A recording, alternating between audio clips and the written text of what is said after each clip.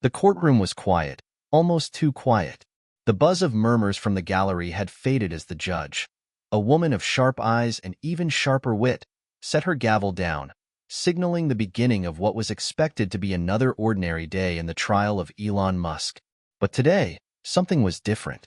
It wasn't just another court case.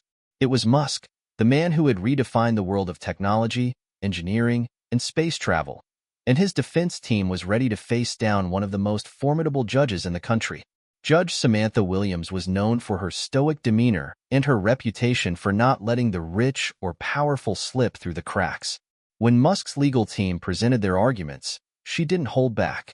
The words flowed out of her mouth like a well-rehearsed performance, laced with sarcasm, mocking the defense's attempt to use technicalities to win the case.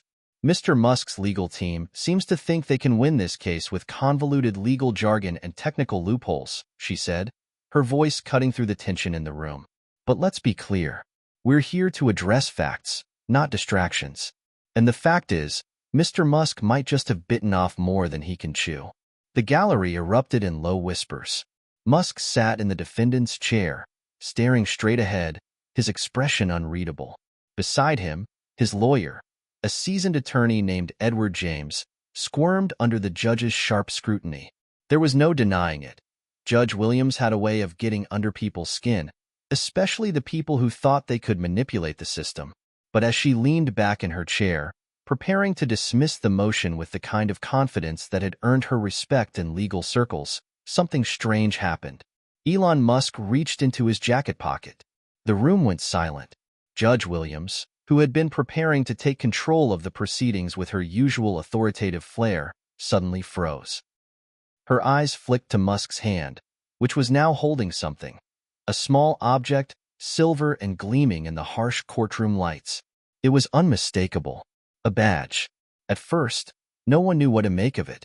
The tension in the room grew thicker as everyone turned their gaze toward the unusual sight. Musk didn't flinch. He simply stared ahead, his face expressionless. Then, as if on cue, he stood up, calmly placed the badge on the table in front of him, and slid it toward the judge. For a moment, Judge Williams didn't move. The rest of the courtroom seemed to hold its breath, waiting for her to react. But she didn't. She was frozen, her mind racing, trying to process what she had just seen. The badge was unmistakable. It was the emblem of the United States Secret Service, USSS, the very agency tasked with protecting the president and other high-ranking officials. But why would Elon Musk, a billionaire tech mogul, have such a badge? And why was he presenting it now, in the middle of a legal battle? The tension in the room was palpable, and it seemed as though time itself had stopped. No one dared speak, and the silence became deafening. Judge Williams cleared her throat and, for the first time in the trial, looked genuinely rattled. Her fingers hovered over her gavel, but she didn't strike it. Instead, she took a slow, measured breath and glanced down at the badge once more, as if to make sure she wasn't imagining things. "Mr. Musk," she said slowly, her voice betraying a hint of confusion. What is the meaning of this?" Musk remained calm, his eyes never leaving hers. "Judge Williams," he began, his voice steady but carrying a weight that made everyone in the room pay attention. "I don't expect you to understand right away, but this badge represents something much more important than this courtroom. It represents a level of influence and protection that you might not even be aware of." The words hung in the air like a bomb waiting to explode. Judge Williams opened her mouth to respond, but before she could, a figure in the back of the courtroom stood up. It was a man in a sharp suit, someone the judge recognized from the legal circles but didn't quite know well enough to place. He wasn't a part of Musk's legal team, and yet, here he was, stepping forward as if he had every right to be.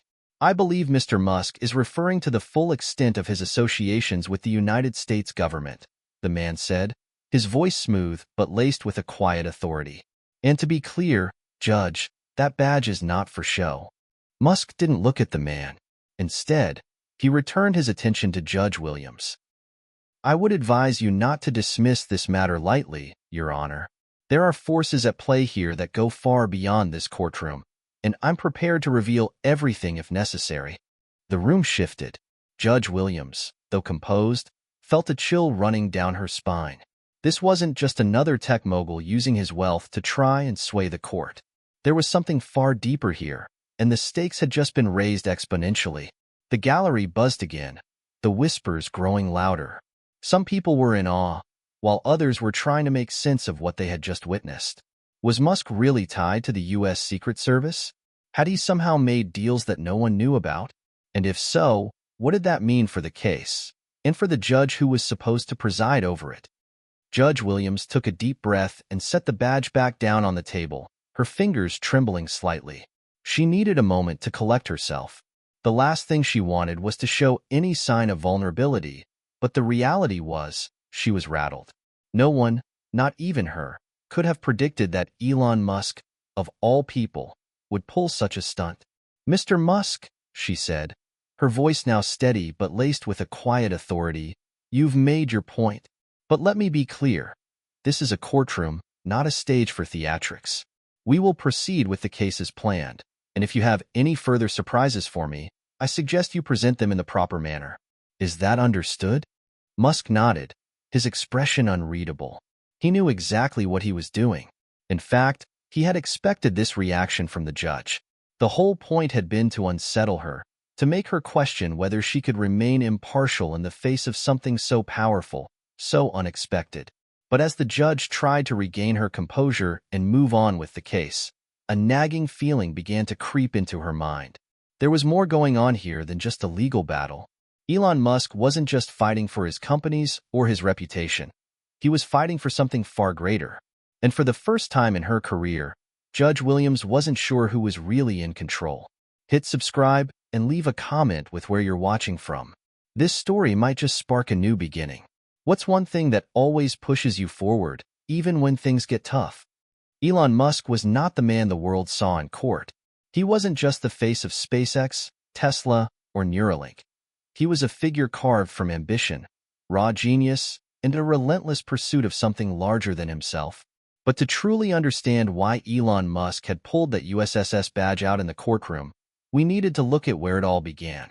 Born in Pretoria, South Africa, Elon's early years were marked by quiet rebellion. As a child, he devoured books, especially those on technology, physics, and science fiction. His parents, Errol and May Musk, were both highly intelligent but had very different temperaments. Errol, a Canadian-born engineer, was a complicated man whose presence left an indelible impact on Elon.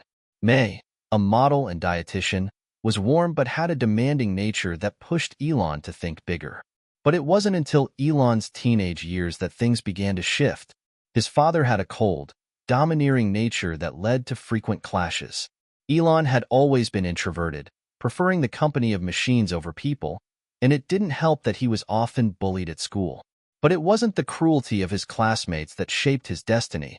It was the books he buried himself in and the night-long dreams of space exploration and advancing humanity. At 17, Elon left South Africa, seeking a place where his ambitions could thrive. It was 1989 when he moved to Canada, where he enrolled at Queen's University, later transferring to the University of Pennsylvania. The journey from South Africa to the U.S. wasn't just about escaping a strained family life. It was about stepping into a world that would mold him into the man who would later launch rockets into space. Elon wasn't just running from something. He was running toward a future he had already envisioned. By the time he graduated with degrees in economics and physics, he was already working on ventures that would change the world. But the road to success wasn't easy. His early businesses, Zip2 and X.com, would eventually set the stage for the enormous empire he would build, but not without sacrifices. While the public focused on his tech empire, few knew the intricacies of Musk's personal relationships. The narrative was often about his ambition, his drive, and his success. But behind every great man was a series of pivotal relationships, and Elon's were far from simple. First, there was Justine Musk, his first wife. Their marriage had been marked by an intense bond that mirrored Elon's ambitious nature. They met in college and quickly became partners in life and love. Together, they had 5 children, all boys, but tragically, one of their twins died shortly after birth, a loss that haunted Elon for years. But it wasn't long before their relationship faltered. As Elon's success continued to climb, the distance between him and Justine grew. His work consumed him, and she often felt neglected. The pressure of being married to a man constantly in the limelight took its toll. By 2008, they had divorced. After Justine, there were several other women in Musk's life. Most notably, Tallulah Riley, the British actress who became his second wife. Their relationship, marked by an on-again, off-again dynamic, mirrored Musk's unpredictable, restless nature. He was drawn to her, but the demands of his ever-expanding empire left little room for true emotional connection. But the most influential relationship in Musk's life wasn't romantic. It was with his family and business partners, particularly with one man who had been a silent but powerful force behind him. To most people, the relationship between Musk and the U.S. Secret Service seemed far-fetched. But there was more to the story than met the eye. In the early 2000s, during the height of his entrepreneurial rise, Musk's ventures began to attract more attention, both good and bad. But what many didn't know was that some of his most groundbreaking technologies had caught the eye of U.S. government officials. Musk had always been vocal about his vision of a multiplanetary future, and his work with SpaceX, in particular, drew the attention of those who understood the strategic importance of space exploration. Elon's relationship with the U.S. government wasn't something that happened overnight. His company's contracts with NASA, coupled with his own ambitions to redefine the aerospace industry, placed him in a unique position. Over time, he had come into contact with high-ranking officials, many of whom believed his vision could one day serve national security interests. But it wasn't just business deals that tied him to the U.S. government, it was trust. In one pivotal moment in 2010, after SpaceX successfully launched its first private rocket to the International Space Station, Musk found himself face-to-face with a man he would come to know very well, Jack Riley, an influential Secret Service agent who had been working in cybersecurity for the U.S. government. The encounter came during a meeting at the Pentagon, where Musk was discussing the future of space travel. Riley had been there as a consultant, tasked with assessing the potential risks and benefits of private space ventures. Over time, Musk and Riley became close, and their conversations shifted from business to more personal topics. Riley saw something in Musk, an entrepreneur with the potential to not only change the world but to alter the course of history.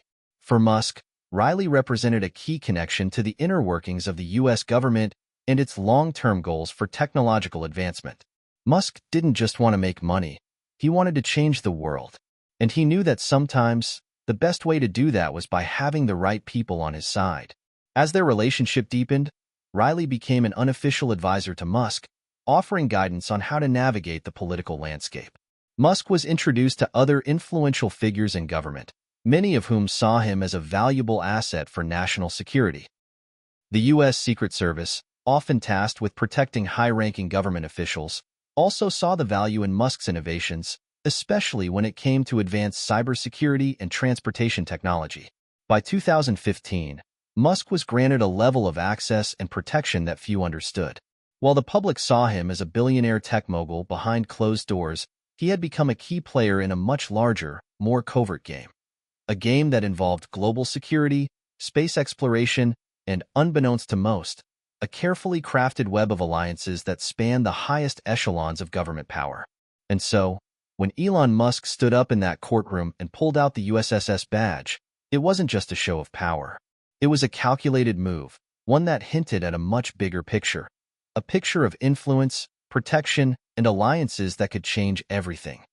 The courtroom, once filled with hushed anticipation, now simmered with tension. The judge, still reeling from the unexpected appearance of the USSS badge on the table, found herself facing a dilemma that threatened to shake the very foundation of her authority. Elon Musk, the billionaire entrepreneur, had just stepped into uncharted territory that not only tested the limits of the courtroom but also pushed the boundaries of the law itself. And no one in the room could predict how things would unfold. Judge Samantha Williams, though shaken, was a professional. She cleared her throat, taking a moment to regain composure before addressing Musk. Her eyes never left him as she gathered her thoughts. The badge remained on the table like a silent witness to the unknown depths of Musk's power. "Mr. Musk," Judge Williams began, her voice now steady but laced with an undertone of challenge, I will not be intimidated by your theatrics. This is a court of law, not a stage for your personal games. If you believe you can use your connections to avoid the consequences of your actions, you are sorely mistaken. There was no denying the gravity of the situation. Judge Williams had made her stance clear, but Elon Musk didn't flinch. Instead, he leaned back in his chair, his demeanor calm, almost as if he were unbothered by the growing tension in the room. "Your Honor," Musk said slowly, his voice carrying the kind of quiet confidence that made even the most powerful people in the room sit up straighter. "I'm not here to play games, but I will not stand by while the truth is twisted and manipulated. This case is bigger than you, or me, or anyone in this room." Musk's words hung in the air, a heavy presence that seemed to permeate the room. The judge's gaze faltered for a brief moment, but she quickly regained control. "This is a court of law, not a platform for your political rhetoric," Judge Williams retorted, her eyes narrowing. "If you have evidence to present, I suggest you do so now, or I will have no choice but to dismiss this case entirely." The room was on edge. The tension was palpable.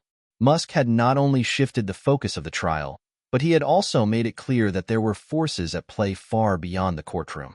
The question was no longer whether he was guilty or innocent. It was about what he knew, who he knew, and how far his influence reached. As Musk opened his mouth to respond, the door to the courtroom creaked open, drawing the attention of everyone in the room. A man dressed in a sharp suit entered, his presence immediately commanding attention. He wasn't a regular member of the legal team, nor was he a familiar face to the judge. Yet, there was something about him, his confident stride, the way he carried himself, that made it clear he wasn't just anyone. He was someone important. The man walked up to Musk's table and nodded at him before addressing the court. "Your Honor," he said, his voice calm but firm, "I believe I have some additional information that may help clarify the situation." Judge Williams regarded him with suspicion, her eyes narrowing. "And who are you, sir?" she asked, her tone colder now. "My name is Thomas Ward," the man replied smoothly. "I've been retained to assist Mr. Musk in this matter, and I believe I may be able to shed some light on the circumstances surrounding the case." The judge raised an eyebrow, clearly wary. "This case is already complicated enough. If you have something to say, Mr. Ward, I suggest you speak quickly." Ward nodded, his eyes briefly meeting Musk's before turning his attention back to the judge. "I understand, Your Honor, but I must stress that this isn't just about the events in this courtroom. This case has implications that extend far beyond these walls, implications that, frankly, you may not be fully aware of." The gallery shifted nervously. Some people were on the edge of their seats, eager to know what this man was about to reveal. Others were whispering among themselves, trying to piece together the puzzle. What was Musk's connection to the USSS? What was Ward insinuating? Judge Williams, despite her professional composure, could feel the growing sense of uncertainty creeping in. "I will allow you to present your information, Mr. Ward," she said, her voice firm but no longer carrying the same conviction it had before.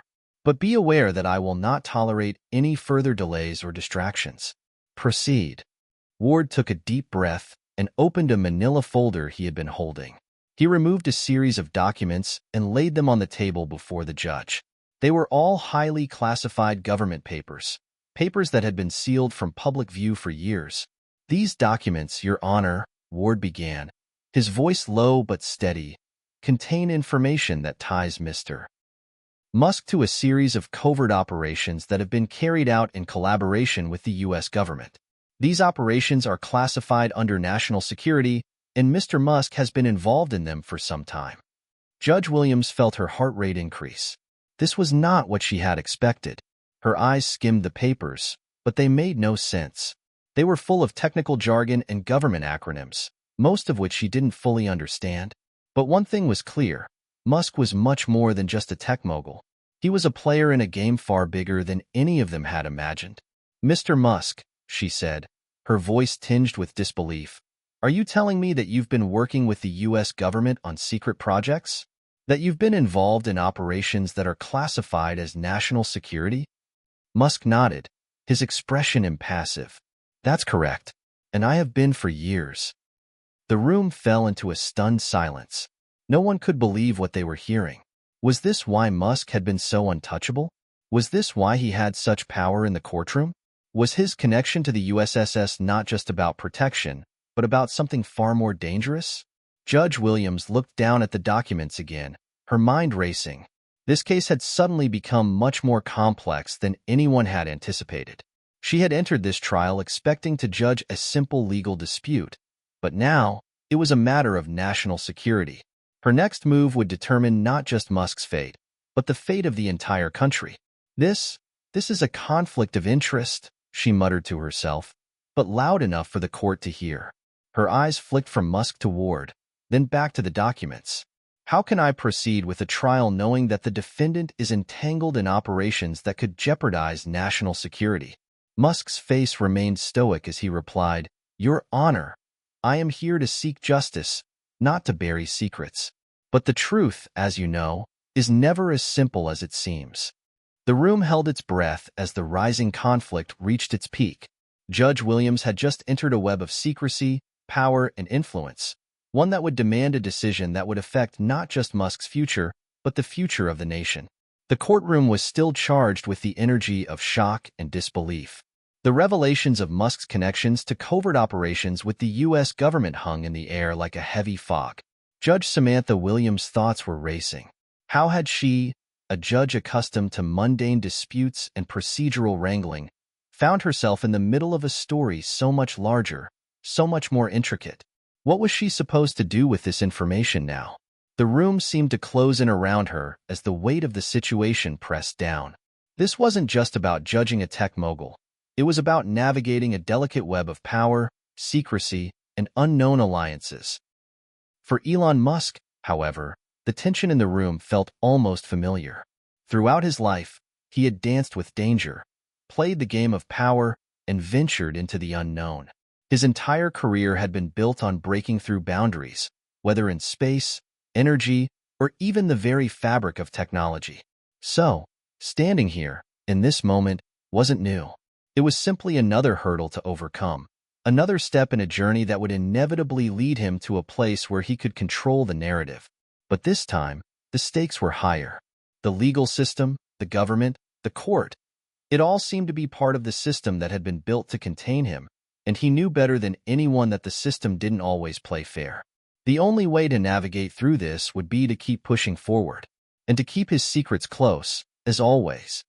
Judge Williams, for all her courtroom experience, knew that this case had evolved far beyond anything she had expected. "Mr. Musk," she began, her voice unwavering but quiet, "I need clarity. These documents are highly sensitive. What you've just revealed could destabilize entire operations, both public and private. I'm not prepared to make a decision without understanding the full scope of this. I need more." Musk didn't flinch. His eyes remained calm, calculating.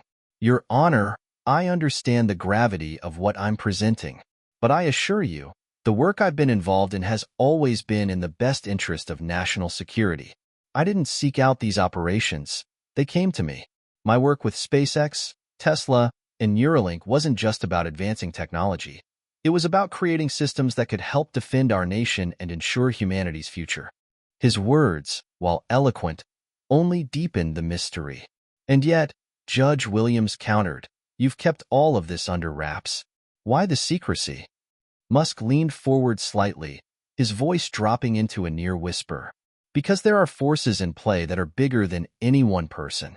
The operations I've been a part of are beyond what you or anyone else in this room can fully comprehend. If the truth were to come out, it could have ramifications that none of us are prepared for. You're not just dealing with a tech billionaire here, Your Honor.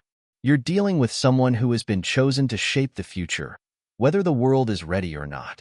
The air in the courtroom grew even thicker. Judge Williams felt her pulse quicken. Musk's words were both a challenge and a warning. He wasn't just trying to win this case. He was trying to make a point. And in that moment, she realized just how deeply the legal system was intertwined with forces she hadn't even begun to grasp. "Mr. Musk," she said slowly, measuring her words carefully, "you've built empires. But now, you're asking me to play along with a much larger game. What exactly is it that you're asking me to do here? What do you want?" Musk's eyes gleamed with a quiet intensity. "I'm not asking for anything, Your Honor. I'm simply asking that you allow the truth to come forward. This trial isn't just about me. It's about something much bigger. I've been fighting for humanity's future, and I won't allow anyone to use my past, my business ventures, or my success as a means to sabotage what we're trying to build." The words hung in the air. And with that, the courtroom became an arena not just for legal arguments, but for something far more profound. Musk had framed the conflict not as a legal battle, but as a battle for humanity's future. Judge Williams, a woman used to dissecting the smallest of legal nuances, now found herself battling with a much larger question. Was Elon Musk truly the visionary he claimed to be, or was he simply another power player with too much influence? The tension was unbearable. But just as the courtroom seemed ready to implode, Musk's lawyer, Thomas Ward, stood up.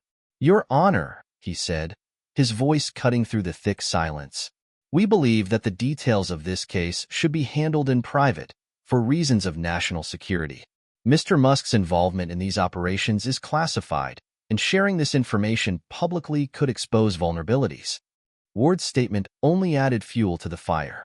If this case were to be handled privately, it could open doors to a world of secrecy that the public had no right to see. If Musk was involved in operations that were beyond the reach of the law, what did that mean for the legal system itself? Musk's lawyer continued, "We're not here to delay proceedings, but to ensure that the information shared does not put the nation's security at risk. We're merely asking for the opportunity to handle these matters discreetly and with the proper level of clearance." Judge Williams could feel her frustration rising. "I'm not here to be a pawn in anyone's game. If you want to play these cards, you do it in another court. My job is to make sure justice is served." For the first time, Musk's face softened. It was an almost imperceptible shift, but those in the room who knew him best could see it. This was the moment when the battle for control was no longer about legal strategy. It was about winning hearts and minds. Musk had turned the courtroom into a spectacle, and every word he spoke was carefully calculated. His calm demeanor was the antithesis of the chaos he had created. But just as the room teetered on the edge of eruption, there was a shift.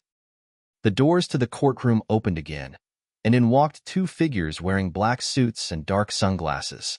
The sharpness of their presence seemed to command attention. One of them moved towards the judge's bench and whispered something in her ear. Whatever he said was enough to make Judge Williams pause, and for a brief second, her face betrayed a flicker of recognition. It was clear now, this wasn't just about a tech mogul and a judge. The stakes had been raised. There were forces beyond the courtroom at play, and they were watching, waiting, and perhaps even controlling what happened next. The plot had thickened, and no one in the room was prepared for what would come next. The atmosphere in the courtroom had transformed into something completely unrecognizable. What had started as a routine legal case had morphed into an unpredictable, high-stakes drama. The arrival of the two mysterious men had turned the entire room upside down. Judge Samantha Williams sat at her bench, her hands gripping the edge, her mind racing. The whispers around her were like a constant buzz, and she knew that whatever came next could change everything. She looked down at the figures in front of her, trying to maintain control.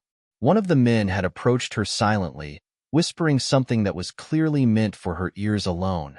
What they had said, she had no idea, but whatever it was, it had struck her deeply.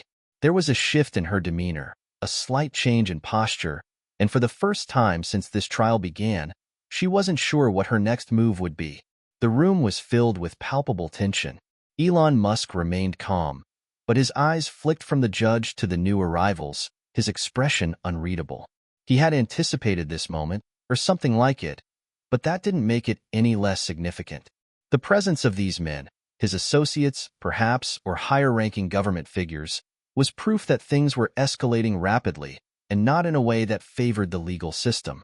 "Your Honor," said one of the men in black, his voice sharp and authoritative. He stepped forward, his expression firm. "We've just received confirmation that certain aspects of this case are classified. We've been authorized to intervene and handle the situation from here on out." The words hit the courtroom like a bombshell. There were gasps from the gallery, murmurs from the attorneys, and the judge. though visibly unsettled, held her ground. Her heart was racing, but her instincts told her she needed to keep her composure. Authorized, Judge Williams echoed, her voice calm but filled with an unmistakable hint of disbelief. And who exactly authorized this intervention? The man's gaze hardened, and he didn't break eye contact with her. National security protocols, Your Honor. As of this moment, this trial is no longer in your jurisdiction. A wave of shock swept through the courtroom.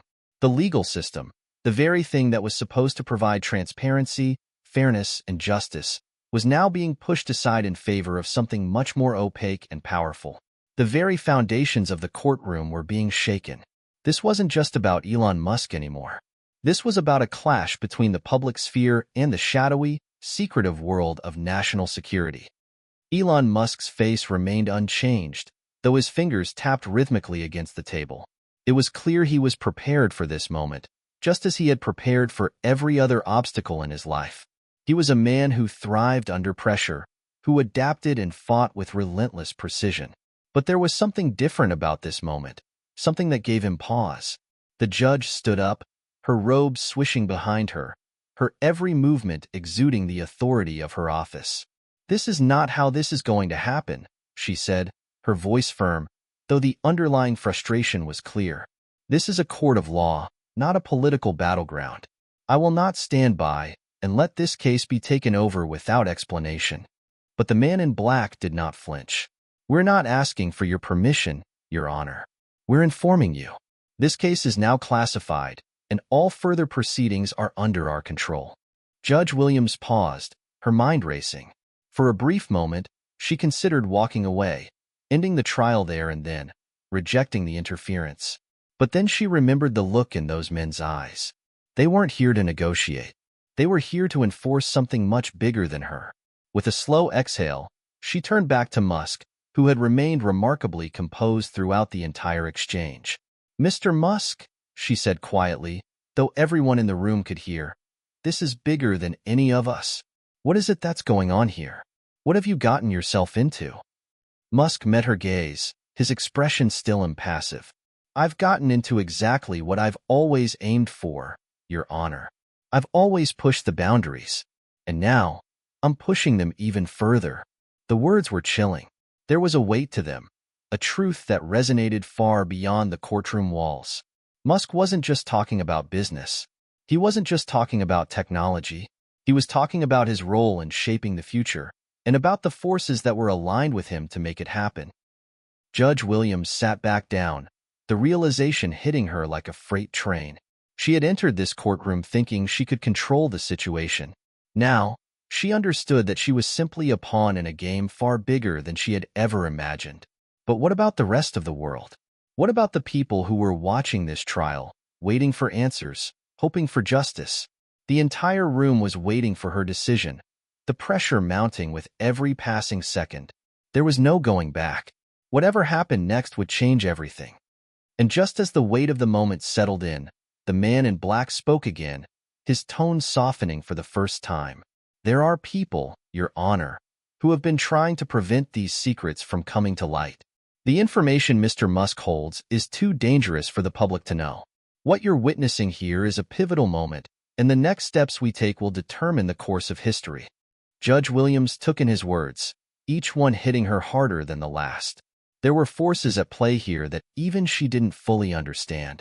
But one thing was certain. She was standing at the crossroads of history. Whatever choice she made would have ramifications far beyond this courtroom. Elon Musk's eyes never left her as she considered her options. His expression, while neutral, told a different story. It was a quiet challenge, a test of her resolve. But this wasn't just a test of her will. It was a test of the entire legal system, the balance of power between the government, the people, and the forces that operated in the shadows. The silence in the room was deafening. Every person in that courtroom was holding their breath, waiting for Judge Williams to make her move. After a long pause, she spoke. "I will not let this case be silenced. I will not let the law be trampled. But you're right, this is bigger than just us. And it's bigger than you, Mr. Musk. If you want this to go forward, we're going to do it by the book." Her words were defiant, a declaration that she wouldn't be cowed by the power looming over her. She knew that what was at stake was more than just Musk's future. It was about the future of justice itself. And now, it was time for her to make a stand. With a deep breath, she added, "This trial will continue, and I will ensure it is done in the open, for the people to see. Whatever happens next, it will not be behind closed doors." For the first time, Musk's eyes softened, a faint smile playing at the corner of his lips. There was respect there. Respect for a woman who refused to be intimidated, who understood that the truth was too powerful to be hidden. But the stakes had just been raised, and the emotional climax of this trial had only just begun. Judge Williams sat in her chambers, the weight of her decision settling around her like an invisible shroud. She had faced challenges before, cases that tested her patience, her integrity, and her resolve. But this was different. The courtroom had felt like a pressure cooker, with each word spoken carrying the potential to upend everything. But it wasn't just the legalities that kept her up at night. It was the sheer magnitude of what had been laid bare before her. Elon Musk wasn't simply defending his tech empire. He wasn't just battling legal accusations. He was wrapped up in something much larger, a covert world of shadowy alliances, national security secrets, and perhaps even forces that operated beyond the reach of the law. The implications were enormous. She rubbed her temples, the weight of it all pressing on her. She had always believed in the power of the law to bring clarity, to provide answers. But now, she realized, the law might be the very thing that would keep her in the dark. The sound of her door creaking open interrupted her thoughts. She looked up to see her clerk standing in the doorway, a stack of papers in hand. "Your Honor, the defense has submitted additional documentation related to Mr. Musk's involvement in classified operations. They're requesting a meeting with you." Judge Williams leaned back in her chair, staring at the papers in her clerk's hands. She hadn't expected this, but she should have. Musk was a man who rarely did anything without a purpose, and that purpose was rarely one she could see from her vantage point. This was not going to be an easy road. "Send them in," she said quietly, trying to keep her voice steady. Moments later, the two men in black suits entered her chambers. They weren't here to speak in the courtroom, at least not today. They were here to offer something, an explanation, perhaps, or more secrets wrapped in shadows.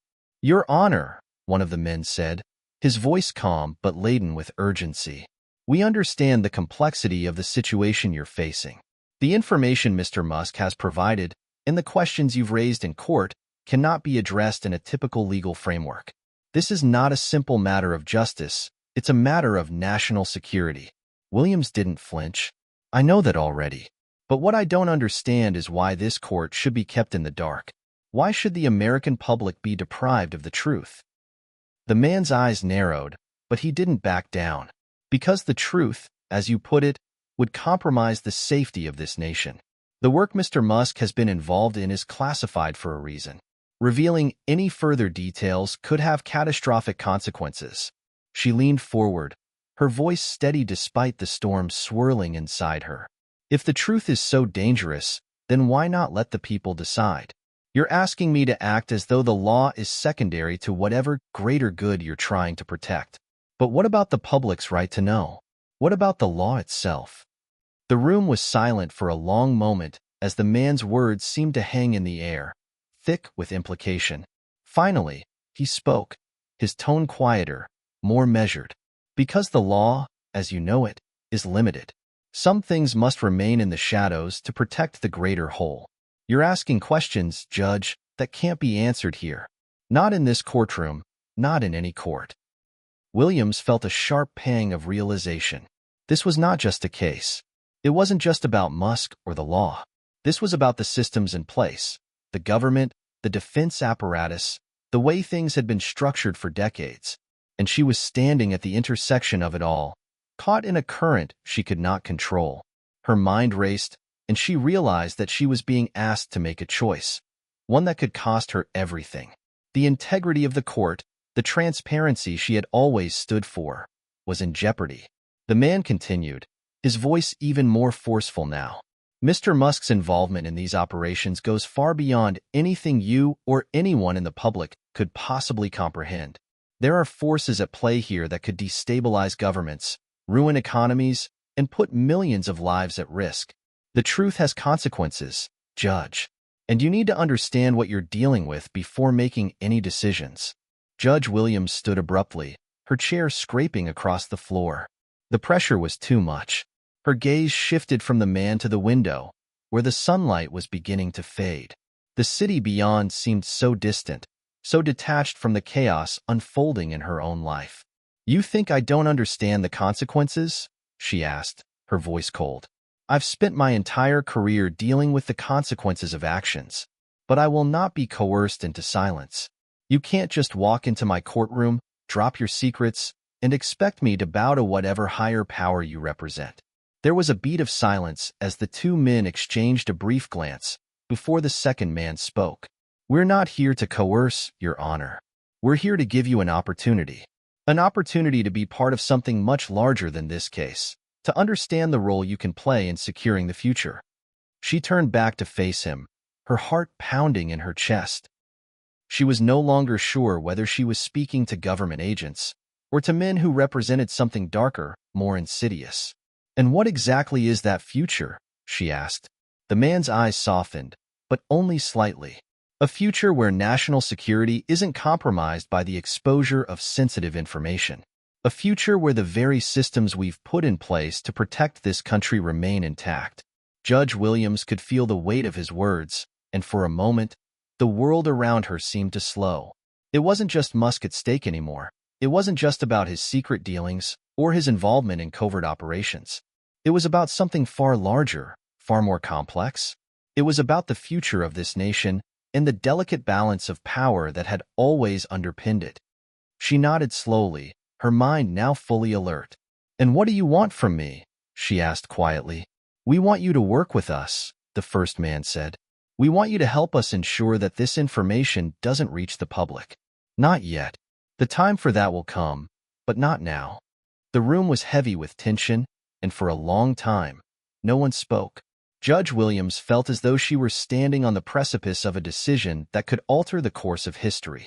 She had always prided herself on her impartiality, her commitment to justice.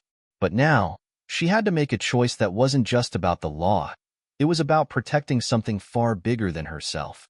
Finally, after what felt like an eternity, she spoke, her voice steady, but with a hint of resignation. "I'll consider it, but know this, I won't be your pawn. If there's one thing I know, it's that no one is above the law." With that, the two men nodded curtly and left her chambers, leaving Judge Williams standing alone, her thoughts a tangled web of uncertainty and power. What she had just agreed to, if only in principle, would change everything. And though she didn't know it yet, the next move was no longer in her hands. It was in Musk's. Judge Williams couldn't shake the weight of her decision. Sitting in the quiet of her chambers, she stared out the window, watching the world move on as if nothing extraordinary had just occurred. But everything had changed. She could feel it in the air, in the weight of the papers on her desk, in the way the world outside her office window now seemed distant, like it no longer belonged to her. What had she agreed to? The men in black suits had left her with a promise of opportunity, a chance to be a part of something bigger, but at what cost? She had always believed in transparency, in fairness, in the law. Now, she was being asked to keep secrets, to suppress truths, to compromise. She knew she had to be careful, tread lightly, but what she didn't know was how deep this rabbit hole went. Her mind kept circling back to Elon Musk, his quiet, calculating presence in the courtroom, his enigmatic demeanor. It was impossible to ignore the fact that Musk wasn't just the world-renowned tech billionaire he appeared to be. There was something far more complex at play here, something she hadn't even begun to comprehend. Suddenly, her phone buzzed on the desk, snapping her from her thoughts. She picked it up, surprised to see a message from an unexpected source, Elon Musk. The message was brief but chilling. "We need to talk. Meet me at the old warehouse on 5th. Midnight. No one else can know." Her first instinct was to dismiss it. The idea of meeting Musk alone, in a secretive location, felt dangerously risky. But something told her this was the moment she had been waiting for. The truth, or at least a part of it, was within reach. She had already agreed to cooperate with forces she didn't fully understand, but perhaps this was the opportunity to learn more. With a deep breath, she quickly composed herself. The decision to go was made. She had to find out what Musk knew, what role he played in this unfolding saga. The night was cold when she arrived at the warehouse, its dark silhouette looming in the distance. She parked her car a block away, careful not to attract attention. The building itself was abandoned, its exterior weathered and chipped, a relic of a time long gone. Judge Williams' footsteps echoed in the empty street as she made her way toward the entrance. She wasn't sure what to expect. A confrontation? A revelation? Or perhaps something far more dangerous? As she stepped through the creaky door, she was met by darkness. She hesitated for a moment, her pulse quickening, before the sound of a light switch flipped echoed through the space. There, standing in the dim light, was Elon Musk. His usual confidence was replaced by something more subdued, a tension in his posture that gave her pause. "Thank you for coming," Musk said, his voice surprisingly soft, not the usual commanding tone she was accustomed to hearing. "I know this isn't the most comfortable setting, but we don't have much time. Don't you think it's a bit extreme to have me meet you here?" Judge Williams asked, crossing her arms. She wasn't going to be intimidated, not by him, and not by the situation. "What's this about?" Musk glanced around, ensuring they were alone. His eyes locked onto hers. "What I'm about to tell you will change everything. It's bigger than this trial, bigger than the accusations against me, bigger than anything you can imagine. I've been involved in something that's been going on for years, a secret operation with national security implications. And you're caught in the middle of it." William's heart skipped a beat. She had been expecting some kind of revelation, but this was more than she could have anticipated. "What do you mean, caught in the middle?" "I'm a judge, Mr. Musk, not a part of whatever this is." Musk took a slow step forward, his voice low. "You might not realize it yet, but you've been dragged into this because you represent the law. You're a gatekeeper, and they need you to make a choice." Williams shook her head, incredulous. "A choice? You're asking me to do what? Help you cover this up? You want me to hide the truth?" "No," Musk responded firmly. "I'm asking you to understand it, to see the bigger picture." He paused, collecting his thoughts. Then, in a voice that carried a weight of regret, he continued, "I've been part of a project that involves technology, surveillance, and defense systems that could alter the course of history. It's a matter of national security, something that's been under wraps for years, and the higher-ups don't want it coming to light." Williams felt a chill run down her spine. "So, you're telling me that all of this, the trial, the classified documents, the men in black, it's all because of some project you've been involved in?" Musk nodded. "It's not just me. There are others. Powerful people with interests in keeping this under control. But now, it's spilling into the open.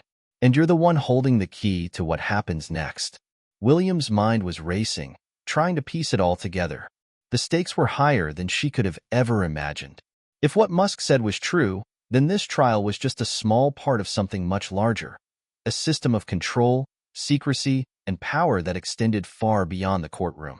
She wasn't sure if she could trust him, but she knew one thing for certain. She had to understand the truth, and that meant going deeper into the world Musk had described, into the world of secrets that seemed too dangerous to reveal. "Why me?"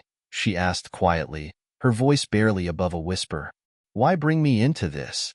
Musk's gaze softened, and for the first time, she saw something in his eyes that wasn't cold calculation or ambition. There was a vulnerability there, an unspoken truth. "Because you're a judge, you know the law better than anyone, and when the time comes, you'll be the one to decide what happens next. This is bigger than me, bigger than any of us. But you have the power to stop it, or to let it happen." She swallowed hard, her thoughts spiraling.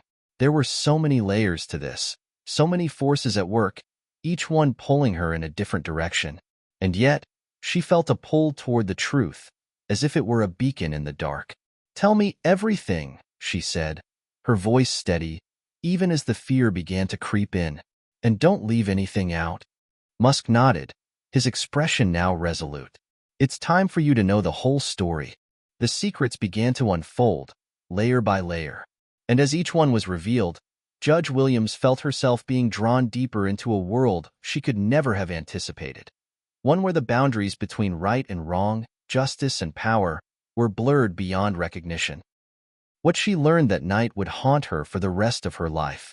And as the pieces of the puzzle fell into place, she realized that the choice she would soon have to make was one that would not only change her future, it would change the course of history itself. The morning after her meeting with Musk, Judge Williams awoke with a pounding headache. It wasn't just the weight of what she had learned the night before, but the realization that her world had irrevocably changed. The truth that Musk had unveiled to her was as perplexing as it was unsettling. She couldn't shake the feeling that the lines between justice and betrayal, truth and manipulation, were beginning to blur beyond recognition.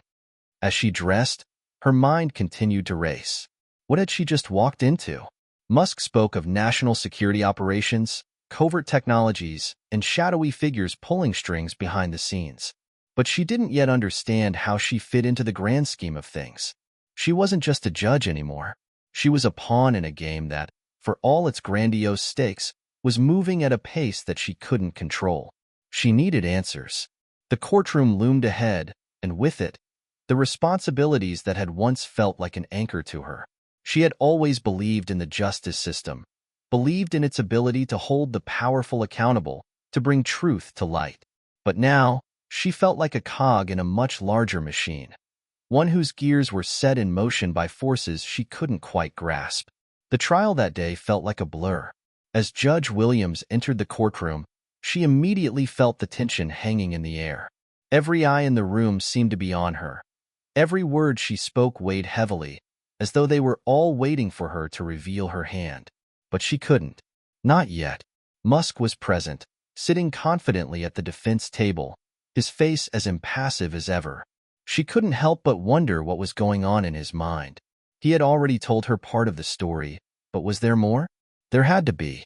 The more she thought about it, the more she realized that Musk wasn't just trying to protect his empire. He was trying to protect something much more dangerous, a world of power and influence that only a select few had access to.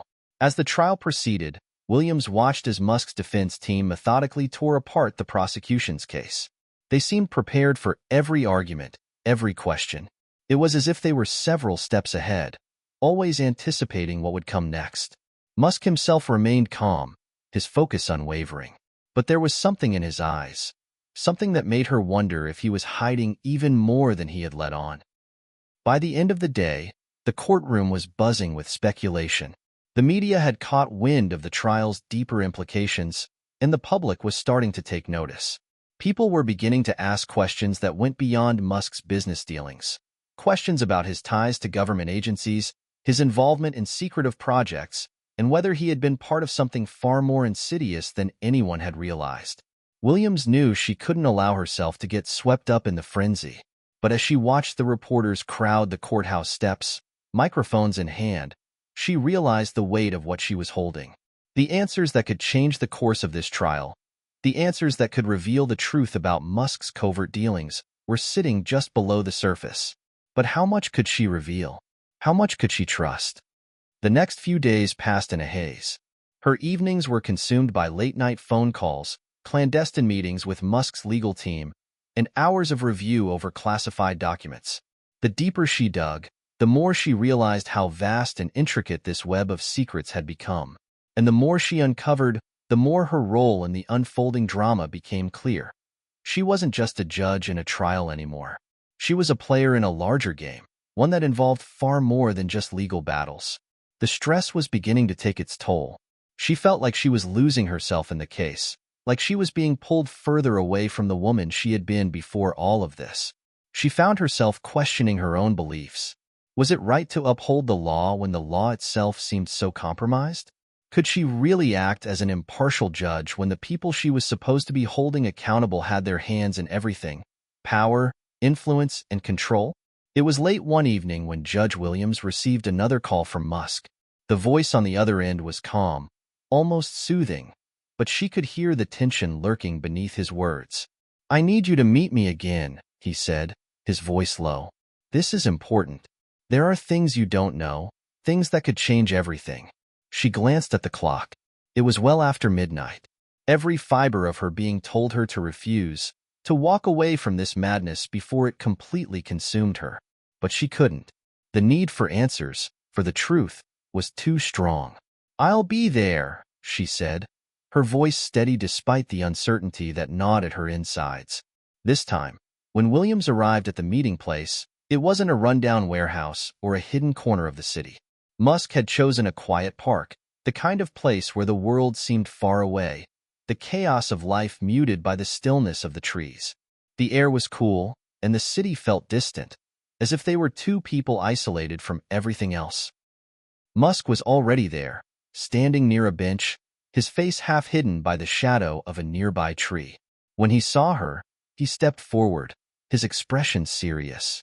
"Thank you for coming," he said, his voice unusually grave. "There's something I need to show you, something that could put all of this into perspective." Without waiting for a response, Musk led her to a small, nondescript van parked nearby. Inside, a laptop was open, its screen filled with a series of cryptic files and images. Musk motioned for her to sit, and she did. Her curiosity piqued. "These are the documents I was talking about," he began. "They detail everything, every project, every connection, every deal that's been made. You'll see the bigger picture once you've seen them." Williams hesitated, but then clicked through the files. As the documents opened, her eyes widened in shock. What she was seeing wasn't just about Musk's business dealings. It was about covert operations, government projects, and secret technologies that could change the entire balance of power. There were files detailing surveillance programs, military contracts, and partnerships with foreign governments. And at the center of it all was Musk, his name appearing over and over again, his signature on documents that linked him to some of the most sensitive and classified operations in the world. But what caught her eye most of all was the final document, marked with a red, top secret stamp. It was a proposal for a global surveillance system, something far more advanced than anything the world had ever seen. And the people behind it, the people Musk had worked with, were the very ones who had been pulling the strings of global politics for decades. Williams felt her stomach churn as the magnitude of what she was looking at sank in. This wasn't just about Musk. This was about the people who controlled everything, the ones who manipulated events from the shadows. And they were watching her now. "What do you want from me?" she whispered, her voice filled with a mixture of fear and awe. Musk turned to face her, his expression unreadable. "I need you to help me stop them," he said quietly. "The people behind this, they're the ones who control the future. And if we don't act now, they'll have the power to do anything they want." As the truth continued to unfold before her, Judge Williams realized that the path she had chosen was far more dangerous than she could have ever imagined. She was no longer just a judge. She was a key player in a game of global consequences, a game that could determine the fate of the world. The lines were no longer just blurred, they were gone. Judge Williams woke up the next morning feeling the weight of the world pressing down on her. The files from last night, documents that detailed covert government operations, surveillance programs, and the names of shadowy figures who held immense power, were still fresh in her mind. Her stomach churned at the thought of it all. What she had learned could change everything.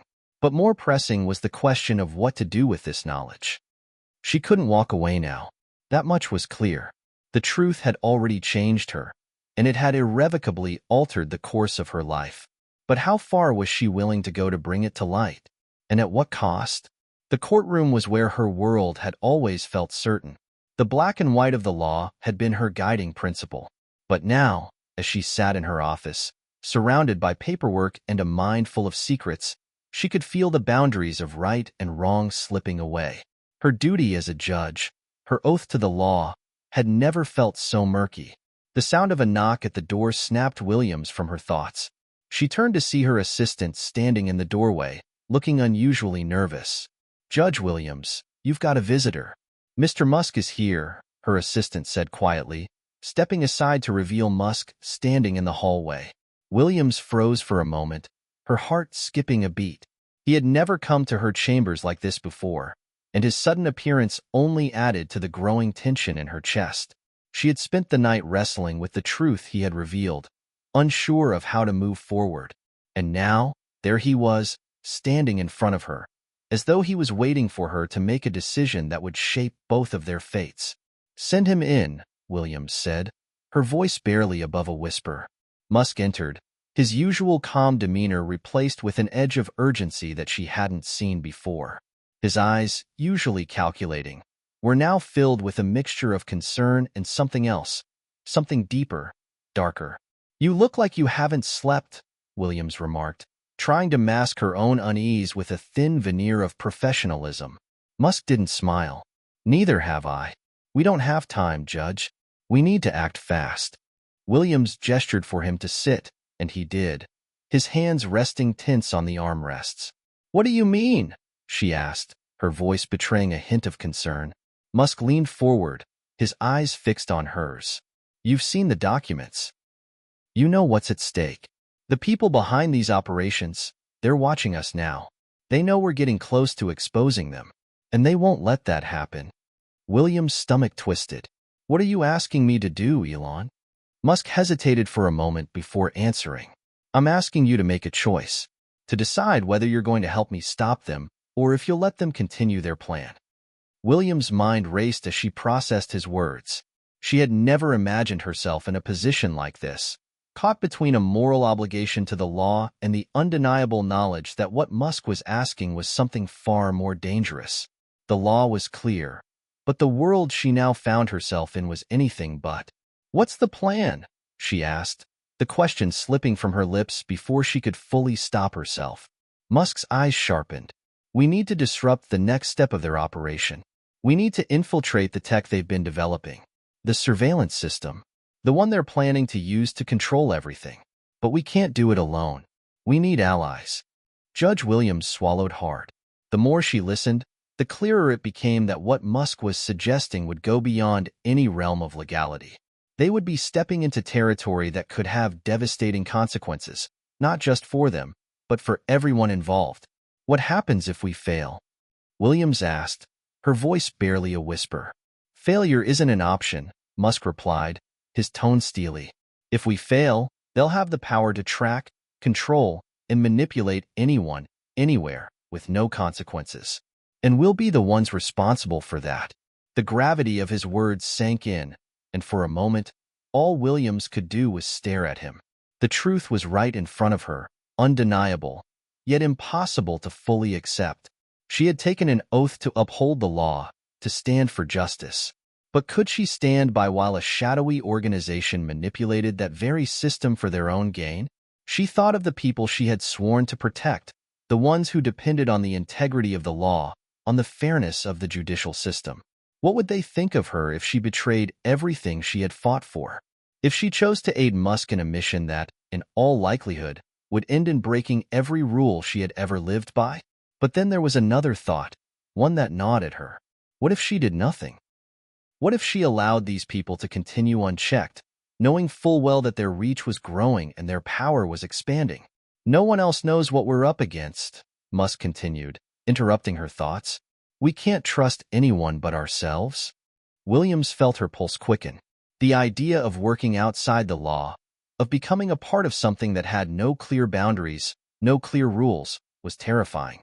But in the silence of her office, she realized that the real danger was doing nothing at all.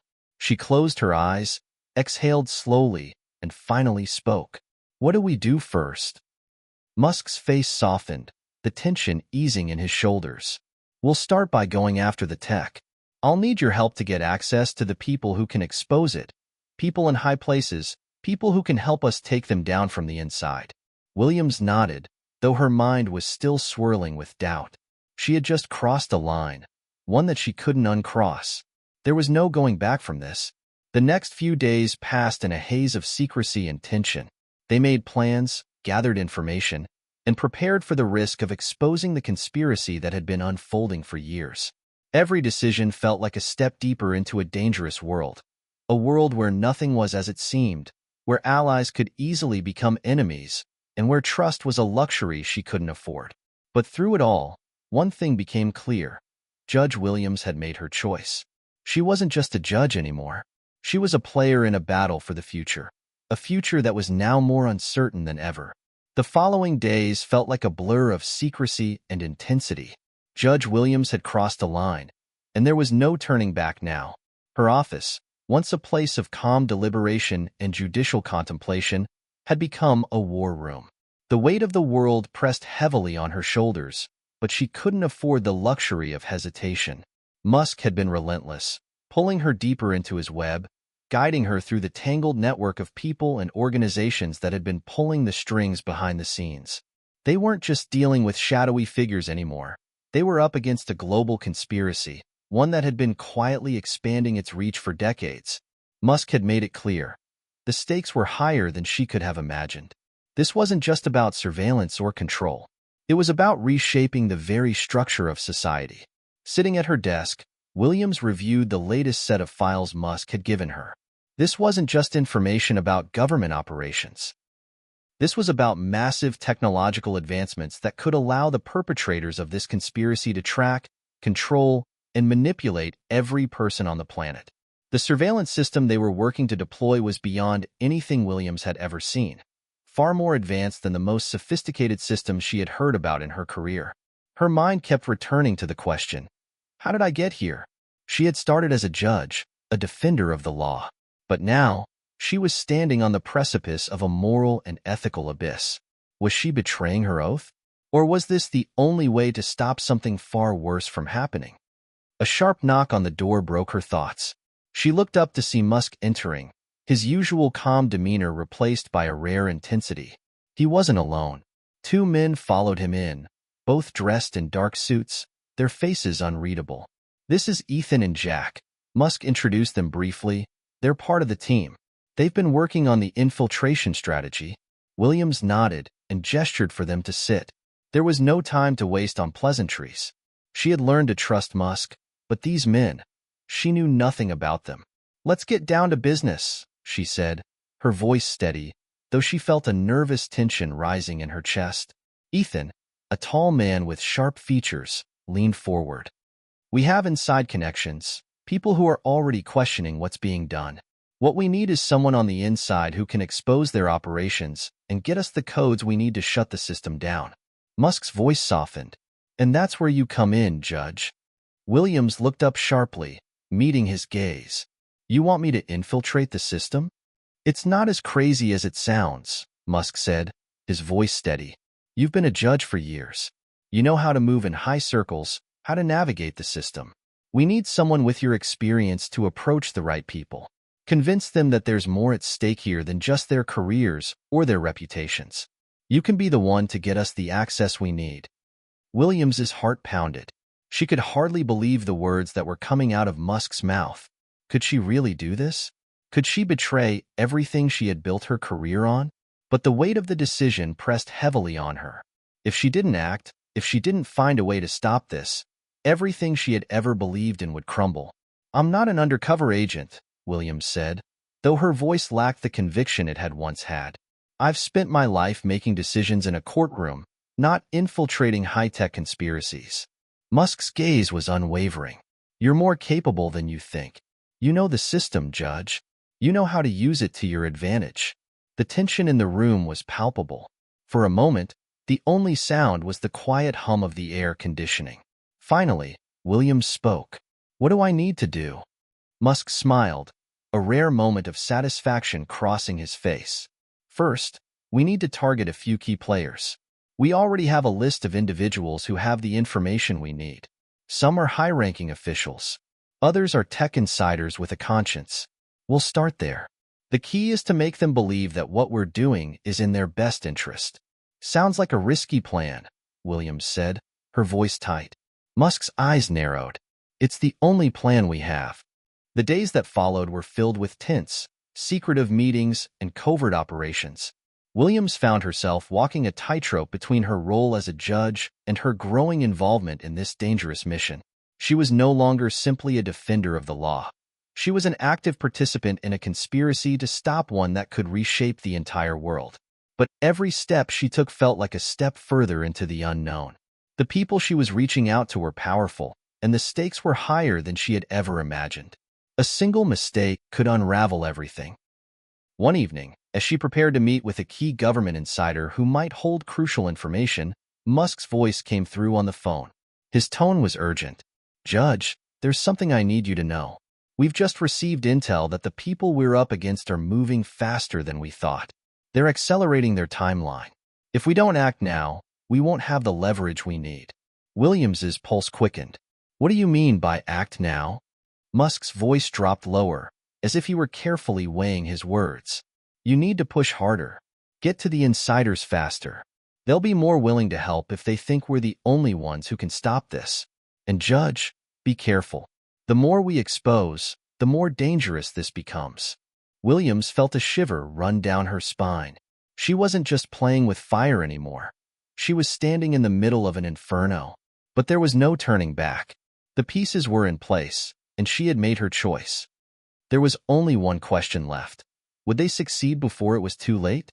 The sun was setting, casting long shadows across the city as Judge Williams sat in her car, parked a few blocks away from the unassuming office building that housed one of the most influential government insiders she needed to speak with.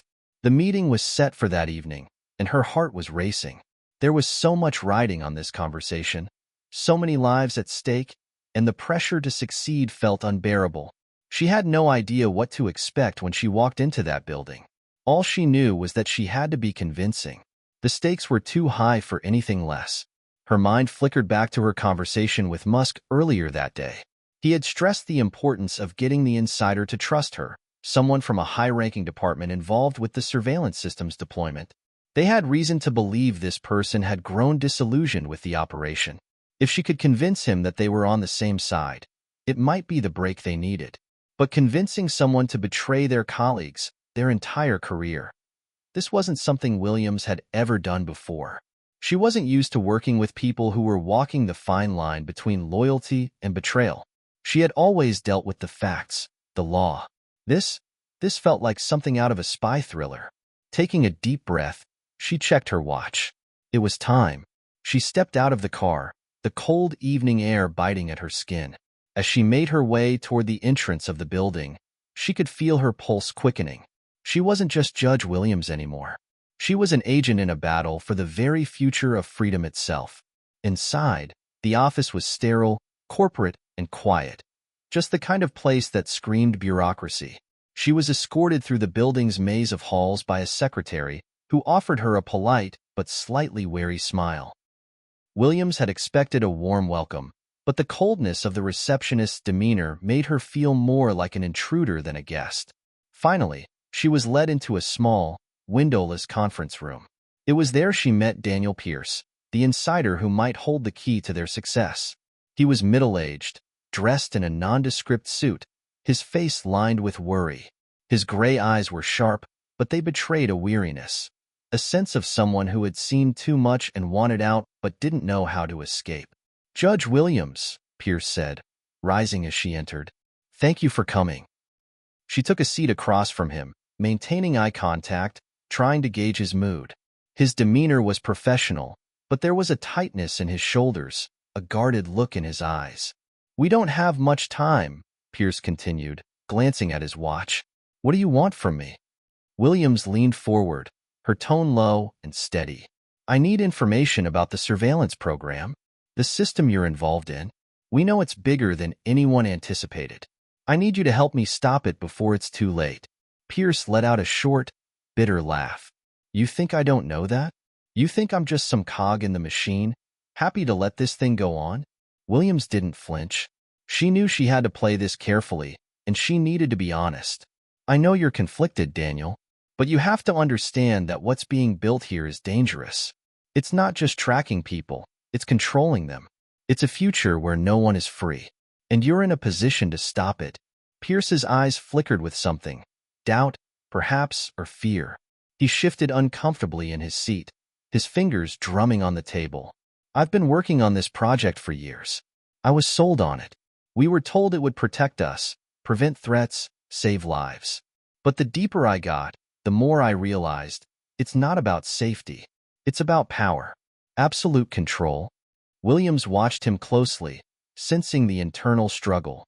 She had to press now, before his resolve slipped away. "Daniel, You know what will happen if we don't stop this. If you don't help us, this system will go live, and it will change everything. They will be able to monitor and manipulate every action, every decision. Your family, your friends. No one will be safe. This isn't just about stopping an illegal surveillance program. It's about saving the future. The room was silent for a moment. Pierce didn't respond, his expression unreadable. Williams's heart pounded in her chest as she waited for him to decide. Finally, he spoke, his voice tight. I've heard rumors. There are people inside who want to shut this down, but they're scared. Everyone is scared. If I give you the information you're asking for, it's over for me. I'll be blacklisted, possibly worse. But, he paused, looking down at his hands. You're right. I can't just sit here and watch it happen. If there's even a chance to stop this, I have to take it. Williams's breath caught. Thank you. Pierce stood up, moving to a secure file cabinet at the back of the room. He unlocked it and pulled out a thick folder. Setting it on the table between them, he slid it over to her. This contains everything you need: access codes, names of key players, technical blueprints of the surveillance system. Everything. But you need to move fast. They'll notice if I don't report in soon. Williams didn't hesitate. She grabbed the folder and held it tightly in her hands. The weight of it wasn't just physical. It was the weight of their mission, of everything that was at stake. She stood up and gave Pierce a nod of thanks. We'll make sure this doesn't get out of control, she said firmly. You've done the right thing. Pierce didn't respond. He simply turned away, as if the conversation was over. Williams could feel the weight of his gaze on her as she walked out of the room, but she didn't look back.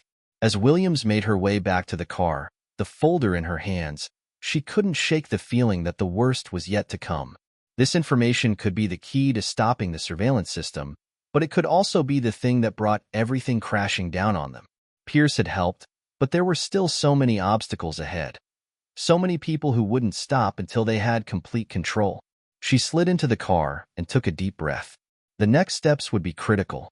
They had the information they needed, but they still had to navigate the dangerous waters ahead. The system wasn't just a threat. It was a ticking time bomb, and if they didn't act quickly, it would explode, changing everything they knew. As she pulled away from the building, Williams knew one thing for sure. There was no turning back now. Hit subscribe and leave a comment with where you're watching from. This story might just spark a new beginning. What's one thing that always pushes you forward, even when things get tough? The air felt thicker now, like the calm before the storm. The more Judge Williams thought about the data she had just obtained, the heavier the burden grew. The file in her hands, thick with confidential information and critical blueprints, was the key to unraveling a conspiracy that had the power to destroy everything she had ever known about freedom, privacy, and justice. But how could she even begin to dismantle something so vast and intricate? As she drove back to her temporary safe house, her mind raced. They had the information now, but they needed to act fast. Every passing minute made the situation more precarious. The deeper she got into this, the more it became clear. There was no easy way out. And yet, there was no turning back either. When she arrived, she immediately placed the file on a secure table in the small, dimly lit room that had become her operations center. Musk was already there, waiting for her. His face was unreadable, but she could see the tension in his eyes. Any issues? Musk asked, his voice low, assessing. No. We got what we needed, Williams replied, her tone firm. It's all in here. She slid the thick folder toward him, feeling the weight of the decision in the pit of her stomach. Musk picked it up carefully, flipping it open and scanning the contents. His face remained stoic, but she could see the faintest glimmer of satisfaction in his eyes. This is it, Musk murmured, more to himself than to her. This is the proof we need to bring everything crashing down. Williams felt a surge of uncertainty. But how do we use it? We've got names, access codes, blueprints, but the system is already in place, and these people, she motioned toward the files, they have power. This isn't just a small-time operation. It's global. Musk met her gaze, his expression hardening. I know, but we have a chance now, a small one. If we strike fast enough, we can disrupt their operations and buy ourselves enough time to shut it down completely. Williams hesitated, biting her lip. It felt like a dangerous gamble, one she wasn't entirely sure she was ready to take. And if we fail? Musk's response was immediate, without a moment's pause. Then we'll lose everything. But if we succeed, we stop the creation of the surveillance state before it's too late. She let out a slow breath, contemplating his words. There were too many variables, too many ways things could go wrong. The conspiracy was larger than any one person, and there was no guarantee that the information they had would be enough to expose it all. But she had seen the future they were trying to create. She couldn't let that happen. She couldn't let a handful of powerful people decide the fate of everyone. Okay, she said finally, her voice steady. Let's do this. The plan was set in motion quickly, as they had no time to waste. They knew that the surveillance system was nearing completion, and their window of opportunity was rapidly closing. They needed to break into the primary data hub where the software was being developed and reprogram it before it could be deployed. But breaking into a facility like that, well, it wasn't as simple as just walking through the front door. The building was a fortress, equipped with the latest security measures and guards who were trained to keep people like Williams and Musk out. But that didn't faze them. They had a plan, and more importantly, they had Pierce's insider information. The key was to get to a man named Edward Caldwell, the head of security at the data facility. Caldwell had once been a part of the conspiracy but had become disillusioned, much like Pierce. Through the connections Williams and Musk had cultivated, they were able to make contact with Caldwell without raising suspicion. Tomorrow night, Musk said, confirming the timing. Caldwell will be waiting for us. We'll get in, shut down the system, and get out before anyone knows what happened. The next night, they gathered at a remote location just outside the city, far enough to avoid being detected but close enough to execute the operation. Musk, Williams, and the small team of trusted operatives who had joined them reviewed the plan one last time. Williams had seen the blueprints for the facility. She knew it was going to be a challenge. The security was nearly impenetrable, with biometric scanners, infrared cameras, and armed guards patrolling the perimeter. But they had Caldwell's help, and that was the one thing that made all the difference. He would give them access to the building's inner sanctum, the heart of the system. From there, they could disable the software and stop it from going live. I'm ready, Williams said, her voice resolute. She was past the point of second-guessing herself. This was the only way forward, the only way to save the world from what Musk and his team had uncovered. They moved silently through the darkened streets, each step bringing them closer to the heart of the operation. The tension in the air was palpable, but there was also a sense of purpose. They knew what they had to do, and they knew the risks. As they approached the facility, they slipped into a narrow alley where Caldwell was waiting for them. He was dressed in a dark coat, his face obscured by a hood, but Williams could tell by his posture that he was nervous. This wasn't just a job for him. It was a chance to make things right. This is it, Caldwell said quietly, glancing around before leading them to a hidden entrance. They slipped inside, and Williams's heart began to race as they navigated the dimly lit corridors. The air was thick with the smell of cold metal and the hum of machinery. Every turn, every step felt like it was a step closer to something bigger, something dangerous. They reached the security room, where Caldwell disabled the cameras and alarms with a few quick keystrokes. Williams's eyes darted to the monitors, her mind racing. The software they were about to shut down wasn't just a tool, it was a weapon that could erase personal freedom and make the world its prisoner. Let's move, Musk said, his voice urgent. We don't have much time. They made their way deeper into the heart of the facility. As they passed through hallways lined with servers and computer equipment, Williams's thoughts drifted to the gravity of what they were doing. She had crossed a line that could never be uncrossed. There was no going back now. They finally reached the main control room. Caldwell gave them the go-ahead, and Musk quickly went to work on the terminal. The sound of his fingers tapping across the keyboard was the only sound in the room as he accessed the system's core files. Then, everything stopped. Musk froze, his face going pale as he stared at the screen. What's wrong? Williams asked, her voice tight with tension. Musk's hand hovered over the keyboard. It's already begun, he muttered. Before Williams could respond, the emergency alarms blared. The doors to the control room slammed shut with a deafening clang, and a voice echoed through the facility's PA system. Intruder alert. All units, code red. Lockdown in progress. The sound of the alarms was deafening. Williams's heart thudded in her chest as the red lights blinked furiously above them. The realization hit her like a ton of bricks. This wasn't just an alert. The system had already begun its deployment. There was no turning back. She exchanged a glance with Musk, whose face was ashen, his jaw set in a determined line. "We need to move," Musk said sharply, his voice barely audible over the blaring alarms. His fingers hovered over the keyboard, but the display was flashing warnings. The system was locking them out. "Get it off the grid now," Williams ordered, her voice steely despite the chaos surrounding them. They couldn't afford any more delays. If Musk didn't shut it down now, it would be too late. Musk's hands flew over the terminal, typing with a speed and precision that was almost inhuman. The sweat on his forehead glistened under the harsh fluorescent lights, and his eyes flickered back and forth between the screen and the door. Time was running out. Caldwell, who had been standing near the door, his face pale with panic, turned to Williams. "The backup systems are kicking in. They're going to lock us in here. We're trapped." "Not yet," Williams said, her voice tinged with urgency. "Musk, can you bypass the backup?" "I can try," Musk replied through clenched teeth, his fingers dancing over the keys. He muttered under his breath, trying to break through layers of encryption. "If I don't get through in the next minute, we'll have a full lockdown, and I can't guarantee we'll be able to get out." "Do it," Williams commanded. "We'll handle the rest." Outside the control room, the sound of heavy footsteps grew louder. The facility's security personnel were closing in. They had seconds, maybe minutes, before they would be caught, but Williams knew they couldn't give up now. Not when they were so close to ending it all.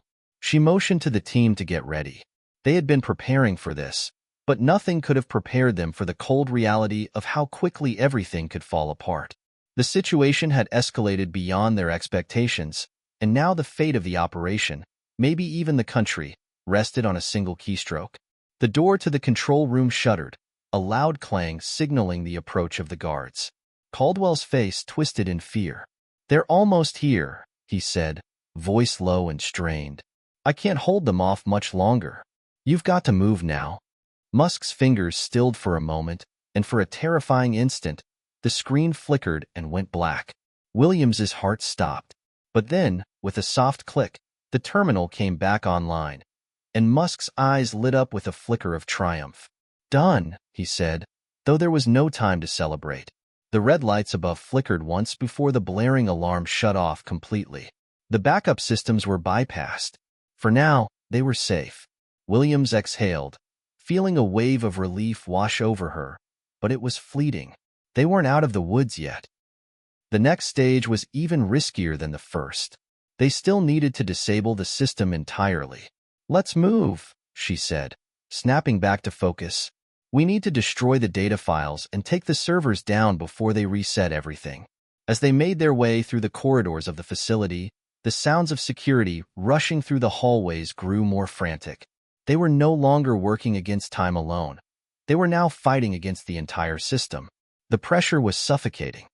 They reached the server room in record time, but as Williams turned the corner, she saw two guards standing in the doorway, guns drawn. They hadn't expected to encounter this level of resistance. The guards' faces froze as they saw the team, their eyes wide with disbelief. They hadn't been prepared for an infiltration this deep. "Get down," Musk shouted, shoving Williams to the side as a barrage of gunfire rang out. The bullets grazed the wall just inches from Williams's shoulder. The team ducked for cover, scrambling for position as the guards took cover in return. Williams's breath came in quick, sharp gasps.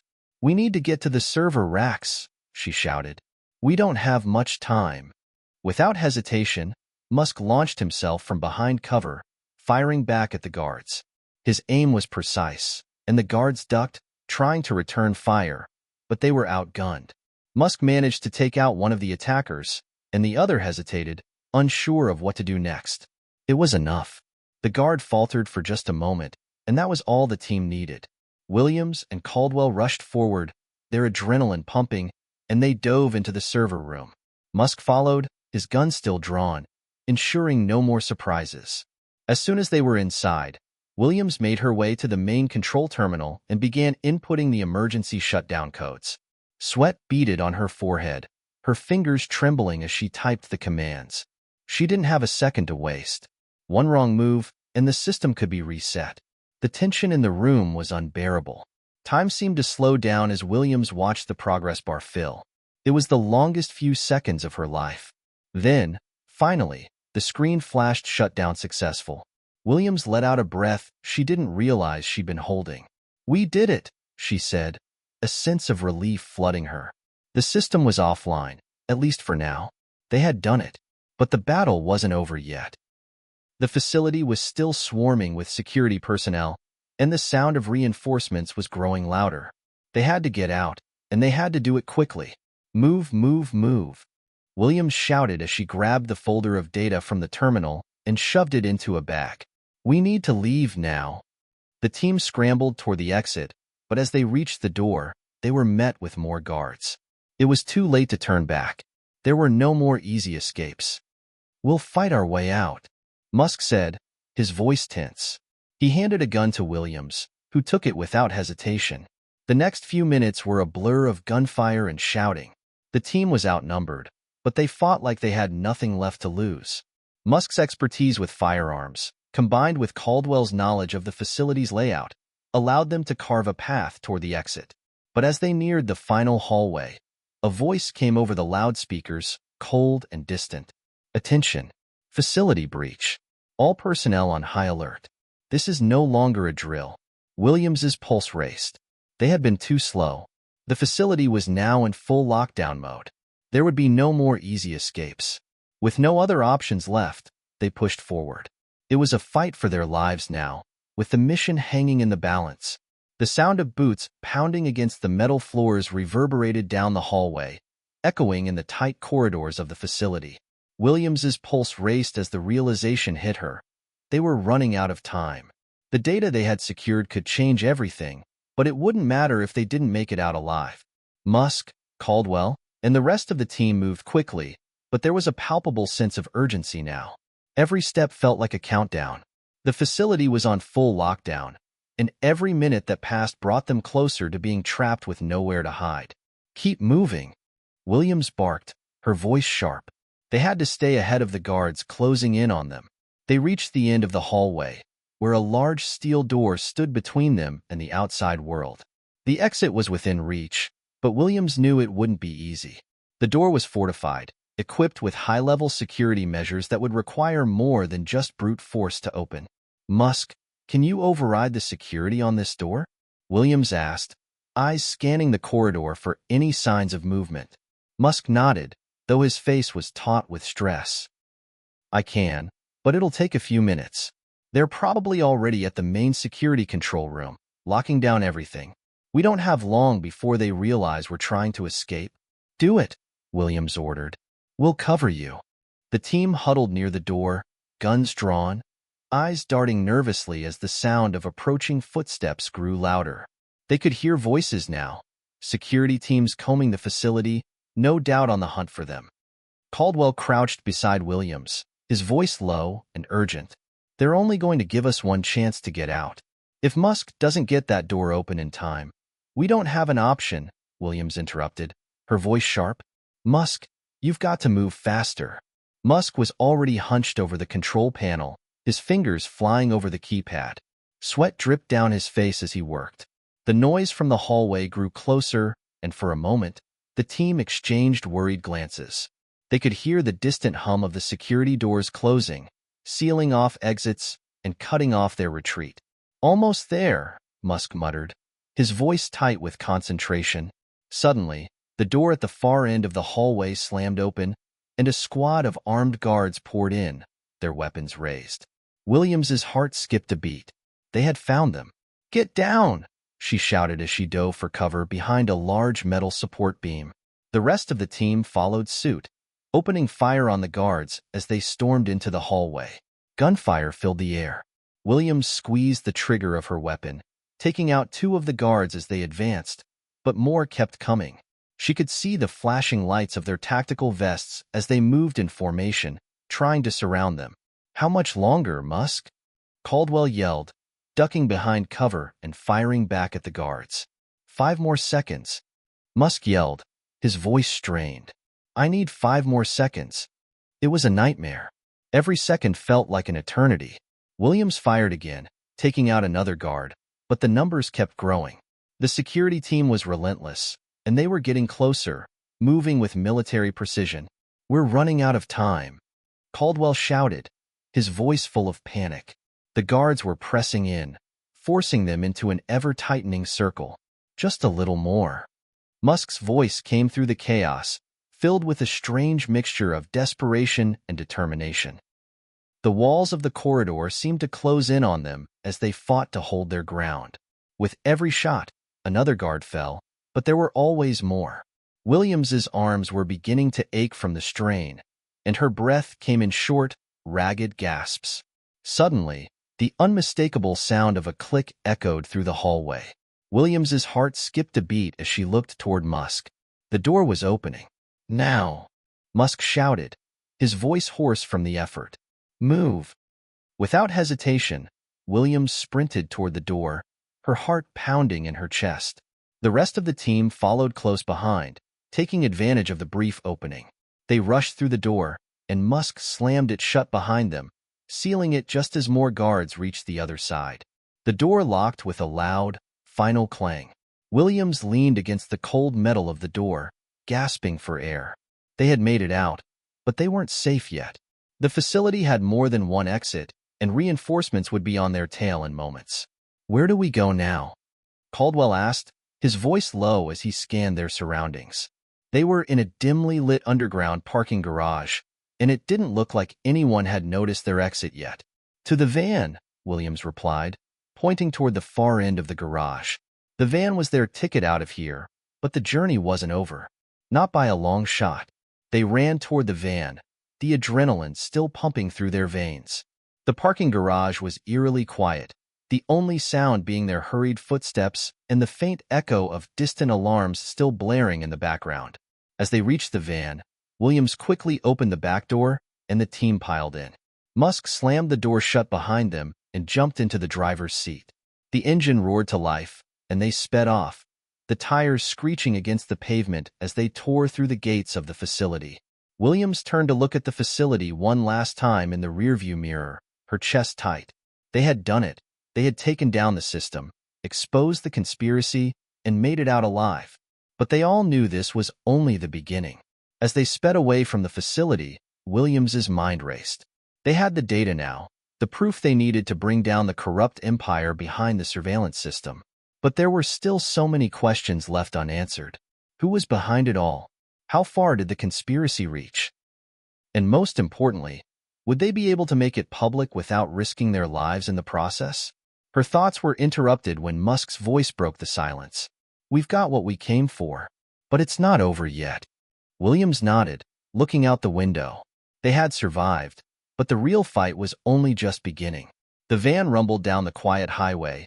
The only sound breaking the stillness was the hum of the engine and the occasional click of the team's nervous glances toward one another. The momentary euphoria of escape was already wearing off, replaced by the tension of what was to come. Williams sat in the back of the van, her eyes fixed on the data in her hands, encrypted files, confidential reports, and enough evidence to bring down the system they had just risked everything to destroy. It had been an exhausting day, but there was no rest yet. The hardest part was still ahead. "We can't just hand this over to the authorities," Williams said, her voice firm, filled with resolve. "Who knows who's compromised by this point?" Musk, who was behind the wheel, glanced at her in the rearview mirror. His face was still pale, the adrenaline having worn off, leaving him drained. But he wasn't about to back down now. Not after everything they had gone through. "I agree," Musk said. "This goes way deeper than any of us realized. The last thing we need is for this to disappear the moment we turn it over." Caldwell, sitting next to Williams, nodded, his face grim. "We need a way to leak this information to the right people, people who won't get intimidated." "But how?" "I think I know someone," Williams replied, her eyes narrowing. "Someone who can get this out there. But they're not exactly easy to reach." It was still dark when they arrived at the safe house, an unmarked building tucked away in a quiet part of town. The van parked in the alley behind it, hidden from the view of any potential onlookers. They had prepared for this moment, knowing that they couldn't risk anyone following them. Even if they had managed to escape the facility, they were not out of danger yet. Musk killed the engine, and the group piled out of the van, moving swiftly toward the entrance. Williams had already contacted her contact, a journalist named Emma Turner, who had a reputation for digging deep and exposing corruption. Turner wasn't afraid to ruffle feathers, and that's exactly why Williams needed her. They walked through the narrow hallway of the building and into a small, dimly lit room at the back. A few seconds later, the door opened, revealing Emma Turner. She was a woman in her early 40s, sharp-eyed and dressed in a worn leather jacket, looking every bit the part of a journalist who had seen more than her fair share of danger. "I thought you were going to call ahead," Turner said, her voice low but with an edge of humor, as she stepped aside to let them in. "Didn't have time," Williams replied, locking the door behind them. "You're going to want to see this." Turner raised an eyebrow as Williams placed the hard drives onto the table in front of her. "I hope you're not dragging me into something that's going to get me killed." "I wouldn't do that," Williams said, her tone steady. "This isn't just a story. This is everything." Turner sat down and began quickly plugging the drives into a laptop. The silence in the room was thick with tension as she started sifting through the data. As the files began to open, her face shifted from curiosity to shock, then to disbelief. This is big," Turner said softly, scrolling through more and more documents. She looked up at Williams, her eyes widening. "You've got the whole operation. The surveillance program, the names, the dates, everything." Williams nodded. "We can't just make a few phone calls. We need to leak this to a global platform, something that won't be easily contained." "But," Turner hesitated, her fingers hovering over the keyboard. "If this gets out, if people start digging into this, who knows who else will be implicated? There are going to be massive consequences. You can't just expose something like this and expect it to go away." "We don't have a choice," Williams replied. "This can't stay hidden any longer. These people are controlling everything. We need to bring it to light, or it'll continue, and worse, they'll just get more powerful." Turner leaned back, looking conflicted but resolute. "I know what you mean. I just need to be sure this is airtight. If we do this, there's no going back." "We're already past that point," Musk said, his voice surprisingly calm, though his hands were trembling slightly. "The moment we walked out of that facility, we became targets. This data is the only thing standing between us and them." Turner took a deep breath and closed her eyes for a moment, as if steeling herself for the storm that was about to hit. Then, without another word, she typed a few commands into the laptop, uploading the files to a secure, anonymous server. The process was painstakingly slow, but they didn't dare rush it. Every second counted.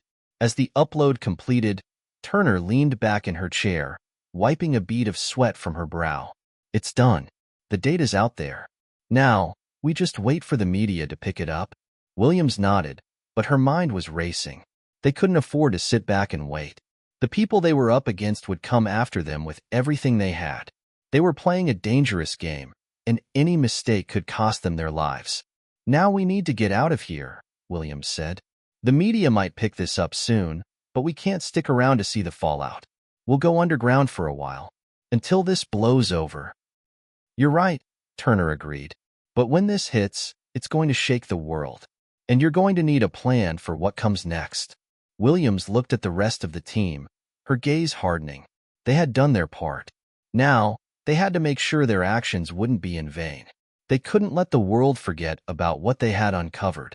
They left the safe house in the dead of night, moving quickly and quietly, slipping into the shadows to avoid detection. The path ahead was uncertain, but one thing was clear. Their lives were no longer their own. The moment they exposed the conspiracy, they had become pawns in a much larger game, and the fight was far from over. As they walked through the dark streets, Williams couldn't shake the feeling that something was coming. The calm before the storm. And in the distance, the first flicker of a headline appeared on her phone. The first reports started trickling in within hours of the data drop. By the time morning arrived, The world was waking up to a scandal of unprecedented proportions. News outlets, social media, and news feeds were flooded with shocking revelations. The files Williams and her team had exposed had ignited a firestorm. The surveillance program, a clandestine operation that spanned continents, nations, and industries, was no longer a secret. Everyone from government officials to corporate elites had been implicated. Williams watched the unfolding storm with a mix of grim satisfaction and dread. She and her team had expected the headlines, but seeing them in print was a different experience. Her phone buzzed constantly with texts and calls from unknown numbers. Some were congratulatory, others full of threats. She wasn't sure which was worse. "Look at this," Caldwell muttered, his voice filled with disbelief as he scrolled through the news feed. "They've got the list of names. The senators, CEOs, hell, even some world leaders. They're all in on this." The revelations weren't just about a rogue program. It was about a web of corruption that spanned decades, rooted deep in the highest echelons of power. The scale of the conspiracy was staggering, and as the truth began to sink in, so did the realization that the repercussions were going to be catastrophic. Countries would be destabilized, leaders would fall, and the public outcry would be fierce. "How long until they come for us?" Musk asked, his voice quiet but heavy with the weight of the question. Williams didn't answer immediately. Instead, she stared at the TV screen, where the image of a government spokesperson was being broadcast. The official's expression was tight, rehearsed. "The information that has been leaked is both inaccurate and dangerous," the spokesperson said, avoiding direct acknowledgement of the veracity of the files. "We are investigating this matter thoroughly, and those responsible will be held accountable." "They're already spinning it," Williams muttered, her eyes narrowing. "They'll do whatever it takes to discredit the information and buy themselves time. Or they'll come after us," Caldwell added, his voice tinged with the fear that had been building for days. "They can't let this slide. Not without a fight." The team huddled in the small apartment they'd been using as their temporary hideout. It wasn't much. A couple of chairs, a table covered in papers and laptops, and the sound of the city outside. The hum of the television was the only noise filling the otherwise silent room. Williams rubbed her temples. The exhaustion of the past few days was beginning to catch up with her. Sleep hadn't been a priority, and neither had eating or resting. They had a plan, but as the hours passed, it was becoming clearer that staying hidden wasn't going to be enough. They had kicked over a hornet's nest, and there was no telling where the stings would come from. "How long do we keep running?" Musk asked, breaking the silence. "We're not going to outrun this forever. At some point, we're going to have to face what we've done." "You're right," Williams said. "But for now, we lie low. We need to find out how they're going to retaliate. There's no way they'll let this go without taking action. We need to be one step ahead." Caldwell gave her a skeptical look. "One step ahead? You mean, keep running until we're exhausted and hope for the best?" "We don't have a choice," Williams replied, her voice firm. "We've made our move. Now, we wait for them to make theirs." Hours later, Williams's phone rang. It was an encrypted number she didn't recognize. She hesitated for only a second before answering. "Hello?" she said, keeping her tone even. There was a pause on the other end. "Williams, it's Turner." The journalist's voice sounded strained, almost breathless. "I've been tracking the fallout from the leak. It's already gone global, but, Williams pressed, sensing something was off. "They're already scrambling," Turner continued. "But here's the kicker. The information's already spreading faster than they can control it. And the worst part? Some of the higher-ups in the media are pulling back, suppressing the story in certain regions.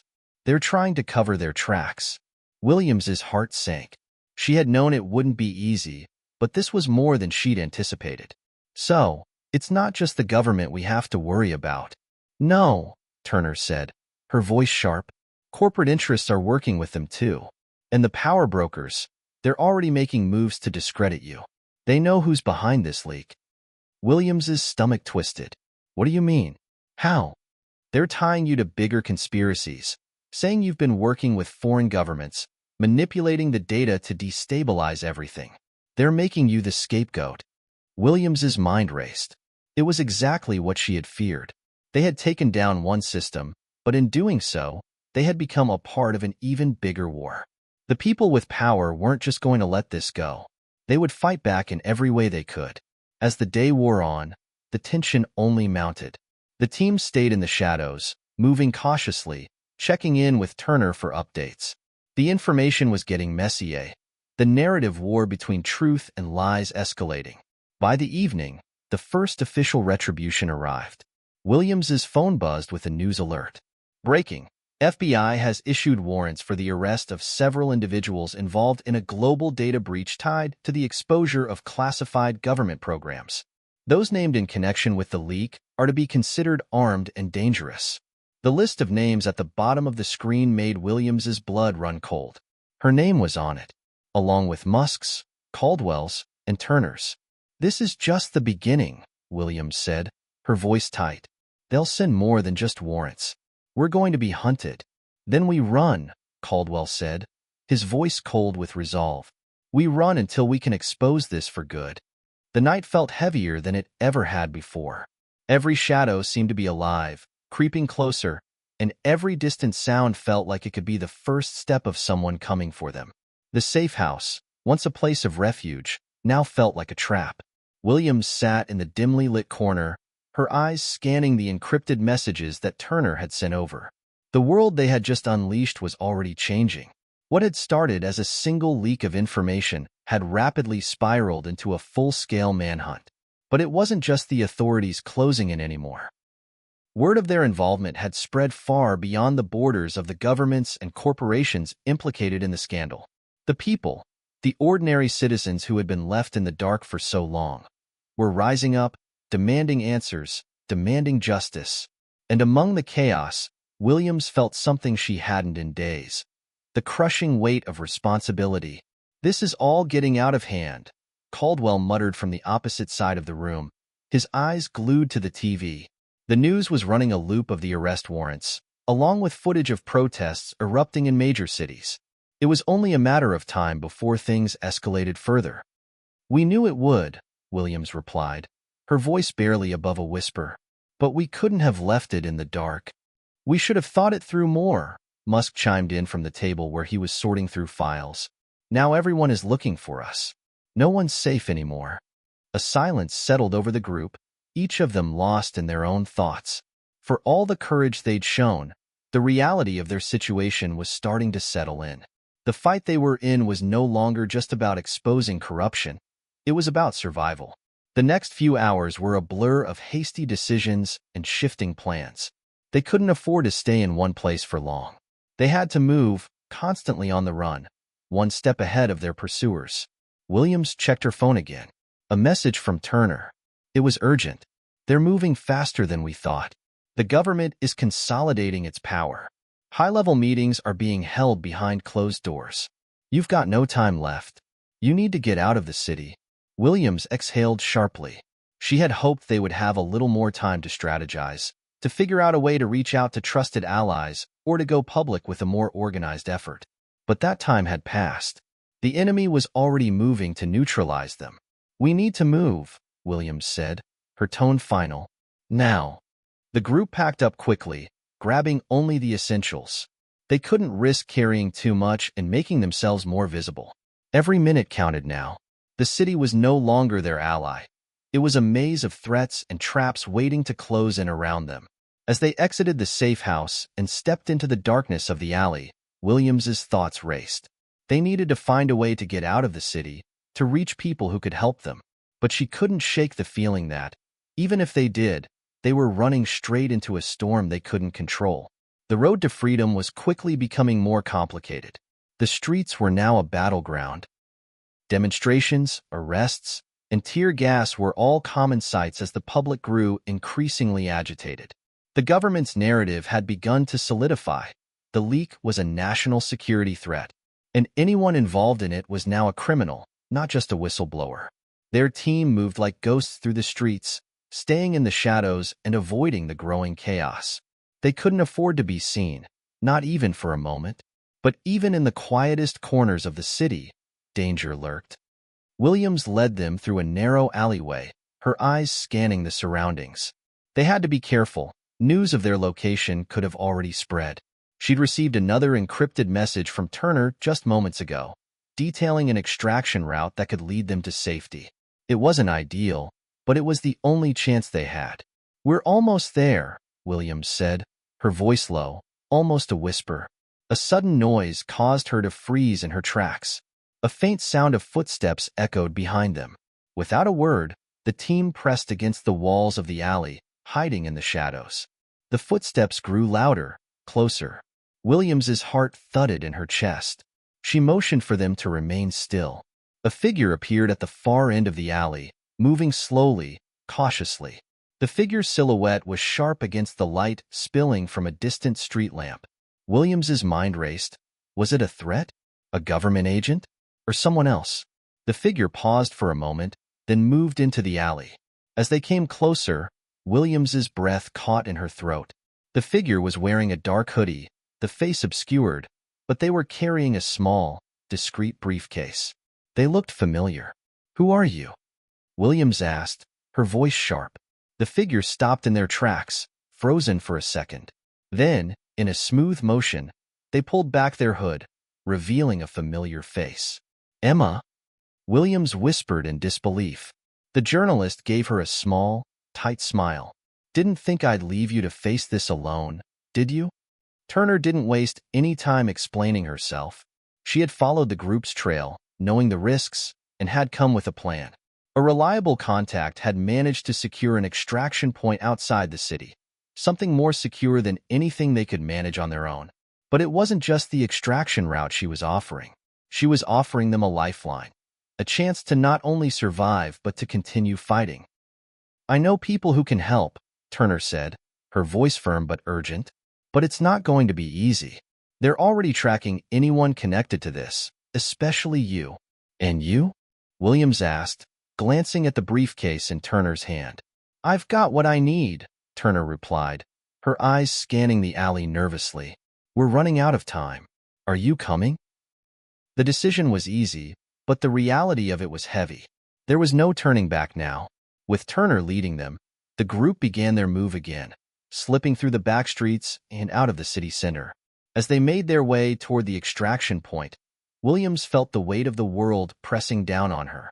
The enemies they were facing weren't just government officials or corrupt CEOs. They were the very systems of control that had existed for centuries, and they wouldn't be easily toppled. But there was one thing Williams knew for certain. They weren't finished yet. The streets grew quieter as they moved farther from the city center, but the tension in the air was thick, like the calm before a storm. They had made it to the outskirts, but Williams knew they were far from safe. The world they were stepping into now was unfamiliar, and just as dangerous, if not more so. Turner had assured them that the extraction point was close, but Williams couldn't shake the feeling that they were walking straight into another trap. "How much further?" Musk asked, his voice rough from the long trek. Turner glanced over her shoulder. "Not far. Just keep moving and stay alert." The group moved swiftly through a maze of dilapidated buildings and narrow, empty streets. Their surroundings were quieter here, almost eerily so. It was as if the world had stopped turning. People had retreated into their homes, and the usual hum of the city had been replaced with an unsettling stillness. They didn't speak much during the walk. They couldn't afford to. Every sound seemed amplified. Every glance felt weighted. Williams's mind raced, replaying every step they'd taken over the past few days. She had been prepared for the risks, but now that they were in the midst of it, the full extent of their predicament was sinking in.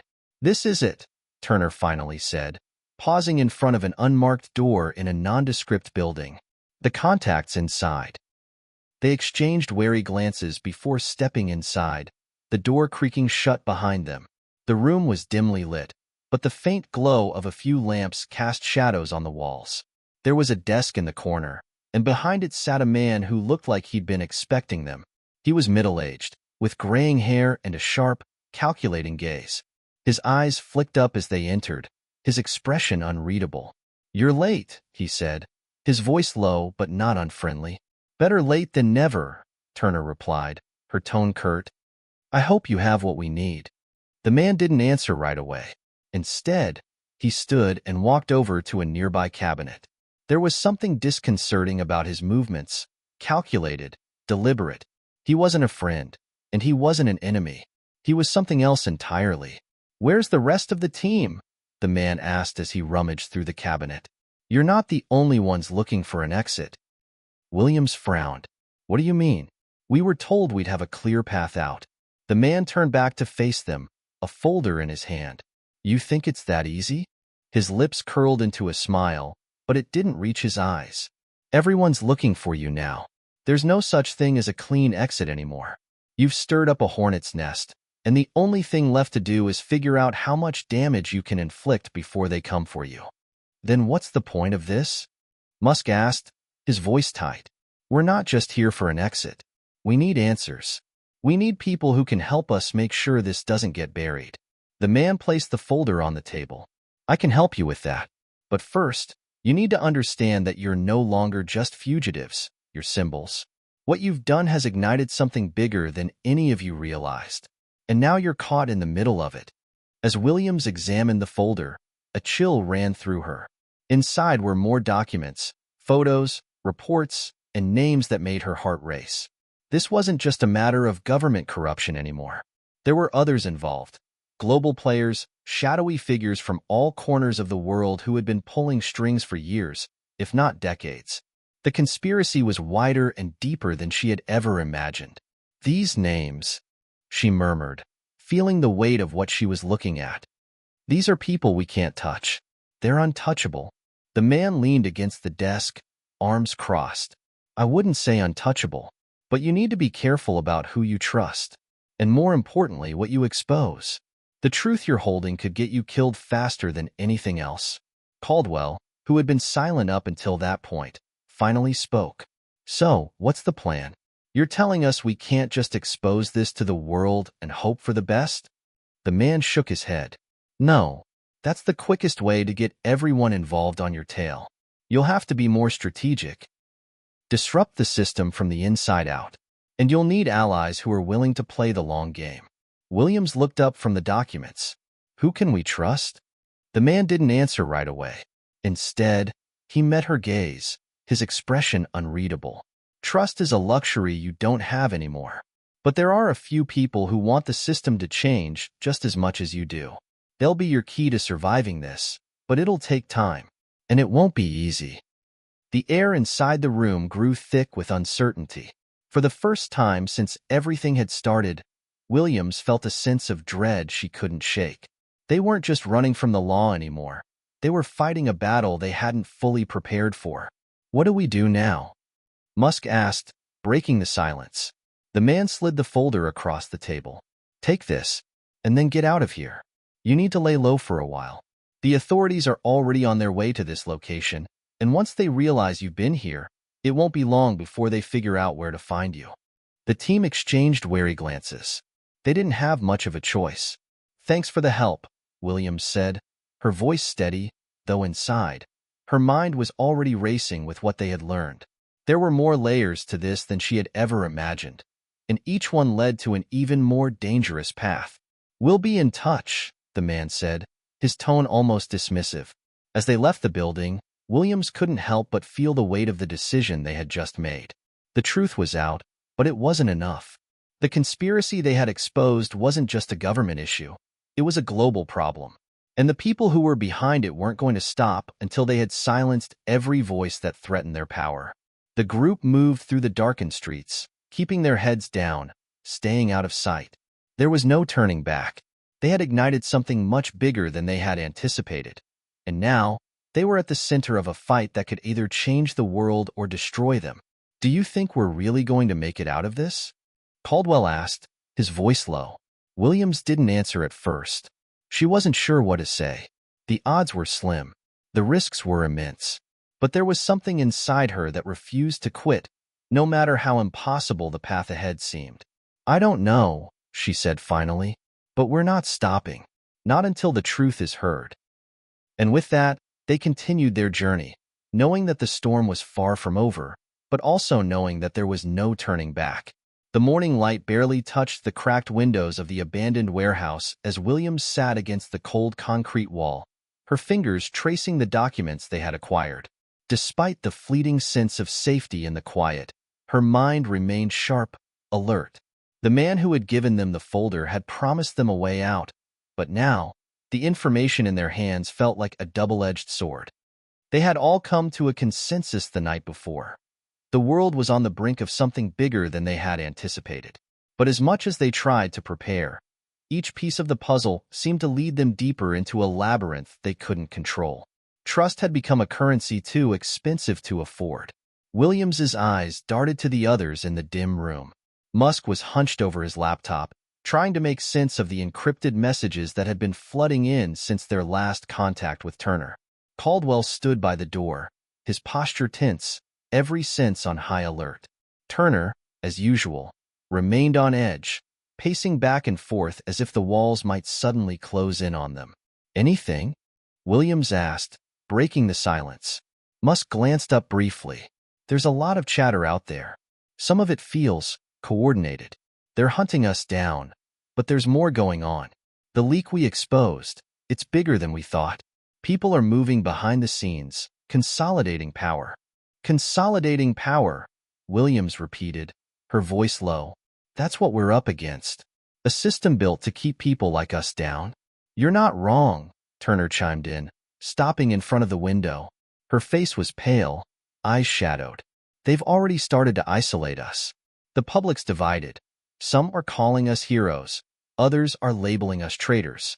It's a mess, and everyone's trying to figure out how to take advantage of it." Williams set the folder down and stood. Her legs ached from the hours of sitting still, but the weariness she felt wasn't just physical. She could feel the weight of the coming storm. If they didn't act soon, everything they had worked for would be for nothing. "We don't have time for division. We need to focus," Williams said firmly. "Turner, who are these people you mentioned? The ones who can help us? You said we needed to reach out to the right allies." Turner's gaze flickered to her, hesitant. "I do have people we can trust, but they're not easy to find. And they're not exactly interested in making things public." Williams narrowed her eyes. "So, we're back to this? The people we need to talk to are in the shadows, playing their own game?" Turner met her stare. "We don't have a choice. If we go public with what we know, we'll be shut down before we can even blink. These allies, they control access, they have influence in places that matter. They'll help us, but we have to play by their rules." Musk let out a frustrated breath. "We're not exactly in a position to be picky, are we?" Before Williams could respond, a sharp knock echoed through the door. The team tensed. Caldwell was the first to react, crossing the room quickly and peering through the peephole. "No one we know," he muttered, but his voice was edged with doubt. "But they're persistent." Williams motioned for him to open the door. Cautiously, Caldwell unlocked it, and in walked a figure she hadn't expected to see. It was one of their old contacts, someone who had been a trusted ally once, but who they hadn't heard from in weeks. "Jamie?" Williams said, her voice cautious. Jamie, a journalist with connections deep inside government circles, gave a tight-lipped smile. His face was gaunt, his eyes bloodshot. It was clear he hadn't slept in days. "Didn't think you'd still be alive," Jamie said, his voice rough. "Neither did we," Williams replied, not masking the suspicion in her tone. "What are you doing here?" Jamie didn't waste time. "You've made a mess, Williams. The kind of mess that gets people killed." "We know what we've done," Williams said, taking a step toward him. "But we're not backing down. If you're here to help, then say it. If not, get out." Jamie's eyes darted nervously to the others, and he lowered his voice. "I didn't come here to argue. The government's already tightening the noose around your neck. And now," he glanced at the documents Williams had left on the table, "now they've sent someone after me, too." Williams's stomach churned. "Who?" Jamie swallowed hard. "Someone inside your circle. Someone who's been feeding information to the authorities. They're playing both sides. And now, they're using you as bait." The words hit like a punch to the gut. Betrayal wasn't a possibility they had anticipated. Not yet. They'd been fighting the system, the corrupt officials, the powerful elites. But the idea that someone close to them had been working against them, feeding their every move to the enemy, was almost too much to bear. "Are you sure about this?" Musk asked, his voice a mix of disbelief and anger. "I've been followed," Jamie said, shaking his head. "I don't know who they are, but I've seen the signs. Someone in your group is playing both sides, and they've been doing it for weeks." Williams's mind raced. Who could it be? Turner? Musk? Caldwell? They couldn't afford to trust anyone now. Everyone was a suspect, and even a fleeting moment of doubt could be their undoing. "You're sure it's one of us?" Williams asked, her voice sharp. "I don't know," Jamie admitted, "but I know what I've seen. I've got people watching me now, and I don't trust them. You need to figure out who it is, because whoever it is playing a dangerous game." The room fell into tense silence. The implications of Jamie's words were clear. Someone among them was a traitor. The paranoia that had been simmering beneath the surface suddenly exploded. Trust, already fragile, began to crack. Turner was the first to speak, her voice cold. "How do you suggest we handle this? If one of us is the leak, we can't keep going like this." Williams clenched her fists. "We find out who it is, and we deal with it. No one else dies because of someone's betrayal." It was a long, grueling day as the team began to unravel the mystery. They combed through every interaction, every moment that might have been suspicious, every slip of information that could have led the authorities closer to them. But the more they investigated, the more the lines between allies and enemies blurred. The sense of betrayal deepened. By the time night fell, the group was on edge. Every shadow seemed to hold a secret. Every passing figure felt like a potential threat.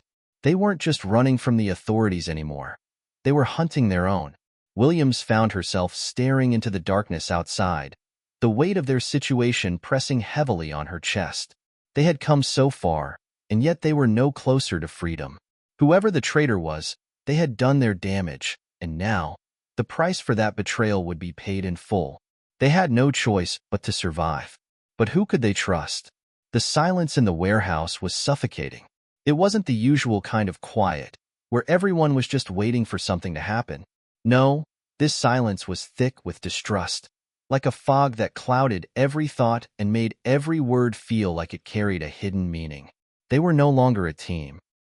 They were a group of strangers, each with their own motives, each questioning the other. Williams leaned against the wall, her arms crossed tightly. Her mind was racing, replaying the events of the past few hours.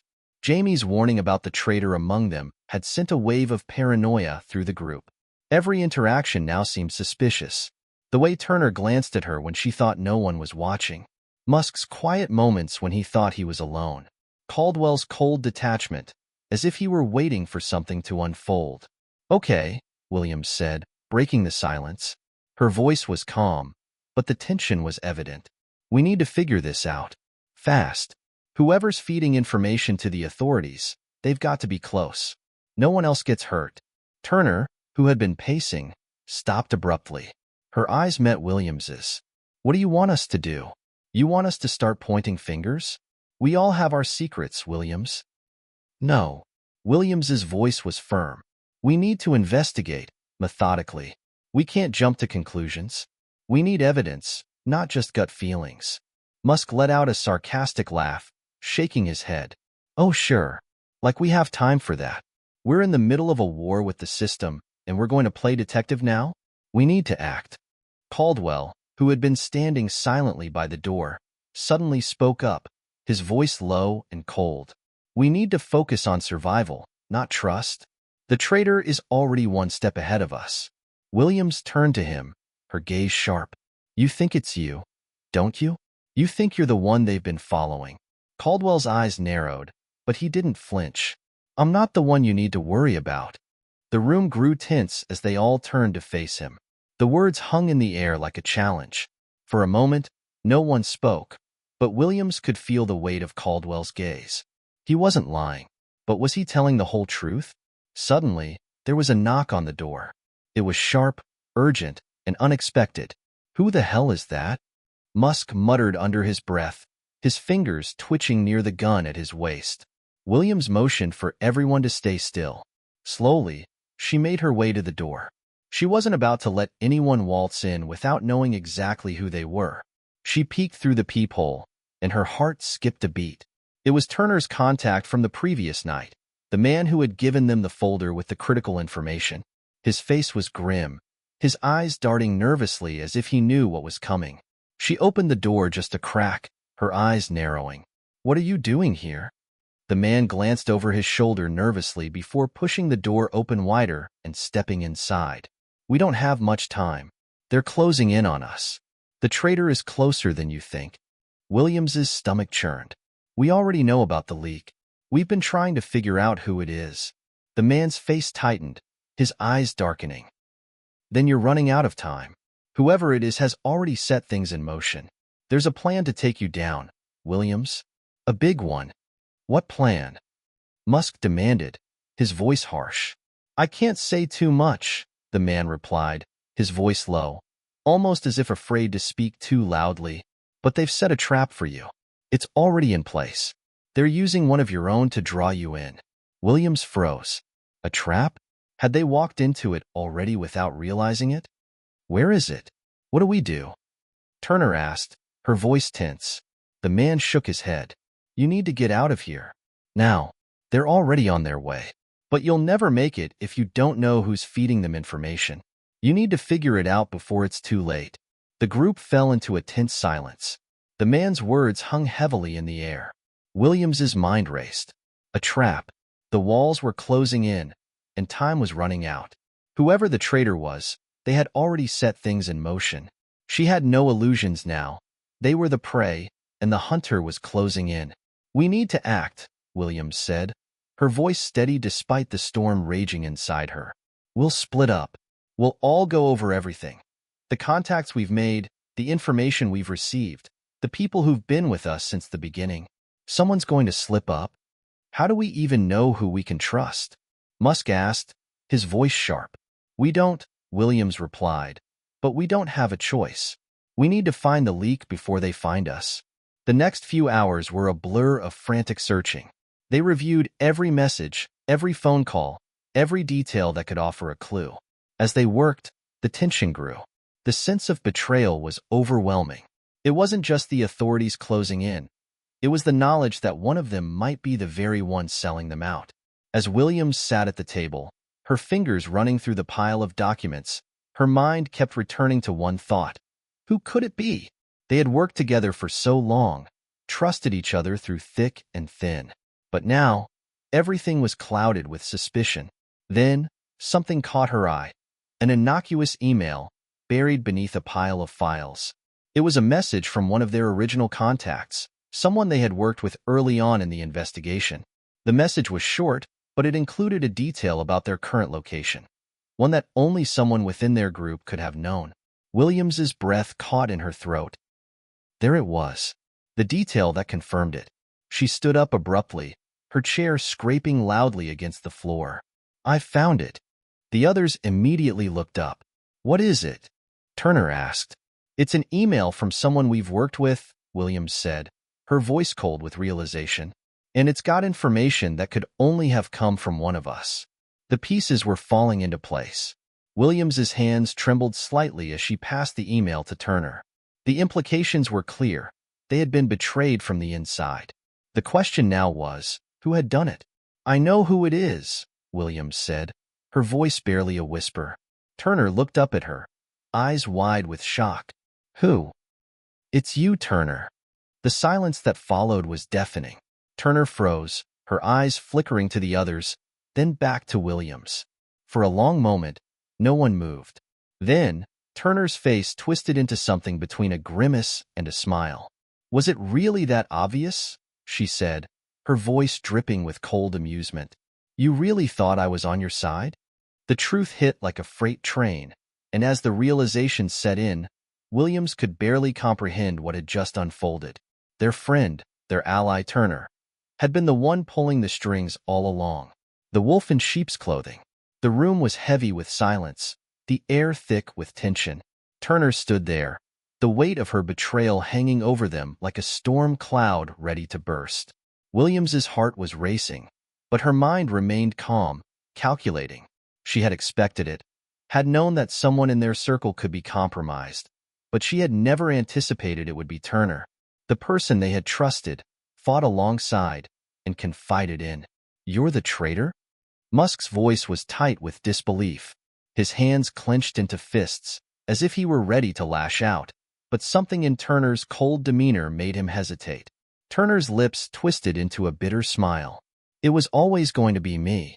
I had a different agenda from the beginning. Why? Caldwell's voice was low, almost a growl, but it was clear that beneath the anger, there was a deep sense of betrayal. We were supposed to be on the same side. We fought for the same cause. Turner's eyes glinted with a mixture of bitterness and triumph. Cause? You think this was ever about a cause? This was about power. Survival. You all were just pawns in a game I was always meant to win. Williams took a step forward, her jaw clenched. You lied to us. You manipulated us. I didn't lie, Turner said, her voice cold, almost detached. I simply played the game better than you. You think you can take down the system by exposing it, but you're just scratching the surface. I've been working with the powers that be for months, and now I'm going to be the one to come out on top. Williams's stomach twisted in disgust, but she held her ground. You were supposed to help us tear down that system, not become a part of it. Turner shrugged, the cold indifference in her gaze growing. Sometimes, the only way to change things is from the inside. You were naive to think you could do it any other way. The weight of her words hit hard, but Williams wasn't about to back down. She had come this far, and she would not let Turner's betrayal destroy everything they had worked for. We've still got one advantage, Williams said, her voice steady, though inside, she was seething. You might have played us, but you're not untouchable. We've got the proof. We can still bring you down. Turner's laugh was low and mocking. Proof? You think the system cares about your so-called proof? I've covered my tracks too well, and by the time you figure out how to bring me down, it'll be too late. The game is already over. Williams's eyes narrowed. Turner wasn't wrong about everything. She had been smart, careful. She'd known how to stay one step ahead. But she had underestimated them. She had underestimated Williams. We'll see about that, Williams said coldly. I'm not done yet. For a moment, the two women stood there, locked in a battle of wills. Turner, with her icy confidence, and Williams, with a resolve as unyielding as steel. Then, Turner's face hardened. You think you've got time? You think you can still stop this? You're wrong. I've already set everything in motion. The authorities are closing in, and there's nothing you can do to stop them. We're both going to fall, but I'm taking you down with me. Not if I can help it, Williams shot back, her tone sharp. If you want to fight, Turner, you've got one. Before anything could escalate further, a sudden noise outside the warehouse broke through the tension. The sound of sirens, distant but unmistakable, filled the air, growing louder with each passing second. Williams's heart raced. This was it. Turner's people had found them. The clock was ticking, and they had no time left to waste. Move, Williams shouted, turning to the others. Get to the back. Now. They all sprang into action, but Turner didn't move. Instead, she stood there, arms crossed, watching them with a calculating expression. You think running will save you, she called out, her voice almost mocking. You're already dead. The only difference is how long it'll take for them to find you. But Williams wasn't listening. She had already started running, leading Musk and Caldwell toward the back exit. They couldn't afford to waste time on Turner's taunts. They had to survive, and they had to get out before the authorities closed in. The group sprinted through the dark, narrow corridors of the warehouse, adrenaline pumping through their veins. Williams's mind raced as they reached the back exit. They were close, so close, but she couldn't shake the feeling that they were being led into a trap. Suddenly, a figure appeared in the shadows ahead of them. It was too late to stop, too late to turn back. Williams's instincts kicked in, and she reached for her gun. But before she could draw it, the figure stepped into the light. Jamie? Williams gasped. The journalist, her former ally, looked at her with a haunted expression. His face was pale, his eyes wide with fear. You need to come with me, he said urgently. They're already here. The authorities, they're everywhere. You don't have much time. Williams's mind raced. She had trusted Jamie, but could she trust him now? Was this another trap? Or was he really trying to help them? Before she could make a decision, she heard the unmistakable sound of footsteps approaching fast. The authorities were closing in, and there was no time to waste. Go, Jamie urged. Now, you're running out of time. With no other choice, Williams nodded sharply. Let's move. The group ran, their footsteps echoing in the empty streets. The cold night air bit at their skin, but it did nothing to numb the urgency that gripped them. They had to escape, and they had to find a way to stop Turner and her allies from taking them down. As they rounded a corner, the flashing lights of police cars lit up the distance. The authorities had arrived. Split up, Williams shouted. Go, now. In that moment, everything became a blur. They scattered, running in different directions, hoping to lose the authorities in the chaos. Williams's heart pounded in her chest as she sprinted through the alleyways, her mind focused on one thing: survival. But no matter how fast she ran, no matter how hard she pushed herself, she knew this was only the beginning. The fight wasn't over. Turner had set her plan in motion, and now Williams and her team had to fight to stay one step ahead. And somehow, they would find a way to turn the tables. They had to. The cold night air felt like a dagger against Williams's skin as she ran. The sirens screamed in the distance, growing louder by the second. Every step she took felt heavier than the last. The weight of the betrayal, the looming authorities, and the uncertainty of what lay ahead pressing down on her. She glanced behind her, only to see the flash of blue lights and the silhouettes of figures chasing her down. Her heart was pounding, but her mind was focused. There was no turning back now. It was do or die. She turned sharply into an alley, the familiar path from their past escape routes. Musk, Caldwell, and Jamie had split off in different directions, but Williams knew their survival depended on sticking together. At least for now. Her fingers tightened around her gun, but she didn't dare fire unless absolutely necessary. Any noise would draw attention. The streets were filled with the heavy thrum of pursuit, and every shadow now felt like an enemy. Williams was just about to round another corner when a voice pierced the darkness. Hold it! She froze, the hairs on the back of her neck standing up. It was one of the officers, his flashlight beam cutting through the night. She ducked low, pressing herself against the cool brick wall, trying to make herself as invisible as possible. She could hear his footsteps, the sound of his boots crunching over the gravel. Her breath was shallow, her heartbeat thumping in her chest as if it were a countdown. Every second felt like an eternity. Come on, she whispered to herself, fighting the panic that was threatening to rise. Stay calm. She shifted to the right, careful not to make a sound, and inched forward. She needed a way out, a way to regroup with the others. But the longer she stayed in the shadows, the more the weight of their situation pressed on her. Turner had orchestrated this, no doubt. She had set them up, framed them. The authorities were closing in, and everything they had worked for now hung by a thread. A sudden noise broke her concentration, a loud crash from a nearby dumpster. The officer turned sharply, momentarily distracted. Williams took the opportunity. She sprinted forward, darting into a narrow alley, hoping to lose the officer behind her. She didn't dare look back. Her only focus was on getting away, getting to safety. She knew time was running out. Meanwhile, Turner was watching it all unfold from the comfort of her car, parked just outside the edge of the city. She leaned back in the seat, her eyes scanning the scene through a set of binoculars. She watched as Williams and the others scattered, desperate to escape, while the authorities closed in. Everything was falling into place. She had always known that power wasn't about fighting for the top. It was about knowing when to make the right move, how to use people as pawns in the game. And now, she had one. Turner's lips curled into a smile, and she allowed herself a moment of satisfaction. The people she had once called friends, people she had worked with, had been outsmarted. Now, they were nothing more than collateral damage in her rise to power. She had already made her deal with the authorities, and they were going to ensure her success. They would take down Williams and the others, leaving her free to walk away, unscathed, to claim what was rightfully hers.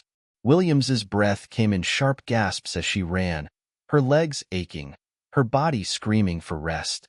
She wasn't sure how much longer she could keep going. The streets were unfamiliar, but she had to push on. She had to find Musk and Caldwell, regroup. They had to escape, together. Then, a familiar voice crackled through her earpiece. "Williams, you there?" It was Musk. "Yeah, I'm here," she whispered back, her voice low but urgent. "Where are you?" "About 2 blocks away," Musk replied.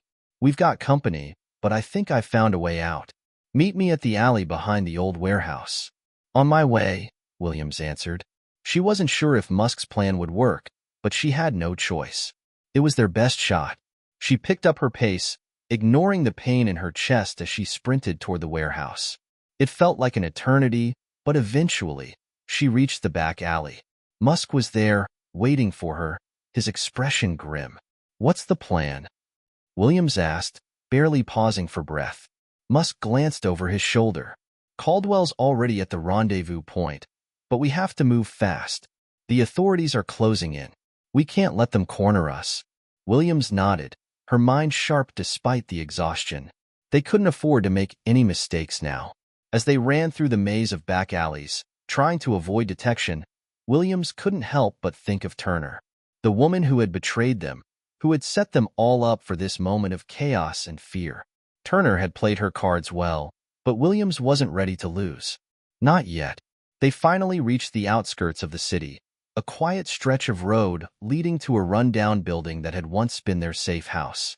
Caldwell was waiting inside, his face a mask of determination. "I'm not letting Turner win," Caldwell said quietly as they entered. "She's made her move, but we've got one last shot." Williams stepped into the dimly lit room, her mind already racing ahead.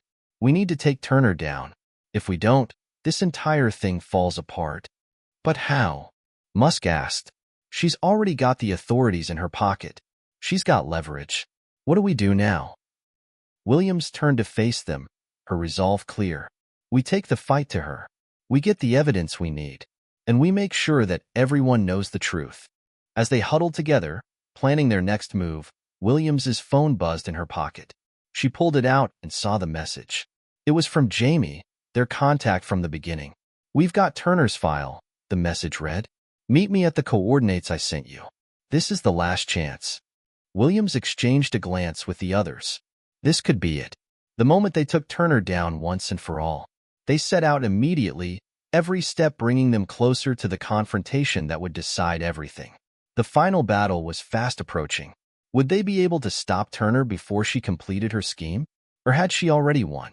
The truth was, they didn't know. But one thing was certain. They weren't going down without a fight. The rendezvous point was an abandoned building at the edge of town. It was quiet, eerie, the perfect place for the final confrontation. As they entered the building, Williams's heart pounded, knowing that what they were about to do would change everything. They had everything on the line now. No more games, no more second chances. Turner had betrayed them, but they had one last card to play. The door creaked open, and in the darkness, a figure stepped forward. It was Jamie. "Are you ready?" he asked, his voice steady but filled with urgency. "This is it." Williams nodded, her eyes steely with determination. "We'll end this tonight." And as they moved forward, the final showdown with Turner loomed ahead. One last chance to bring justice and reclaim their freedom. The fight for survival, for truth, for everything they had worked for, was far from over. But in this moment, they knew they had each other. And that was enough. Hit subscribe and leave a comment with where you're watching from. This story might just spark a new beginning. What's one thing that always pushes you forward, even when things get tough?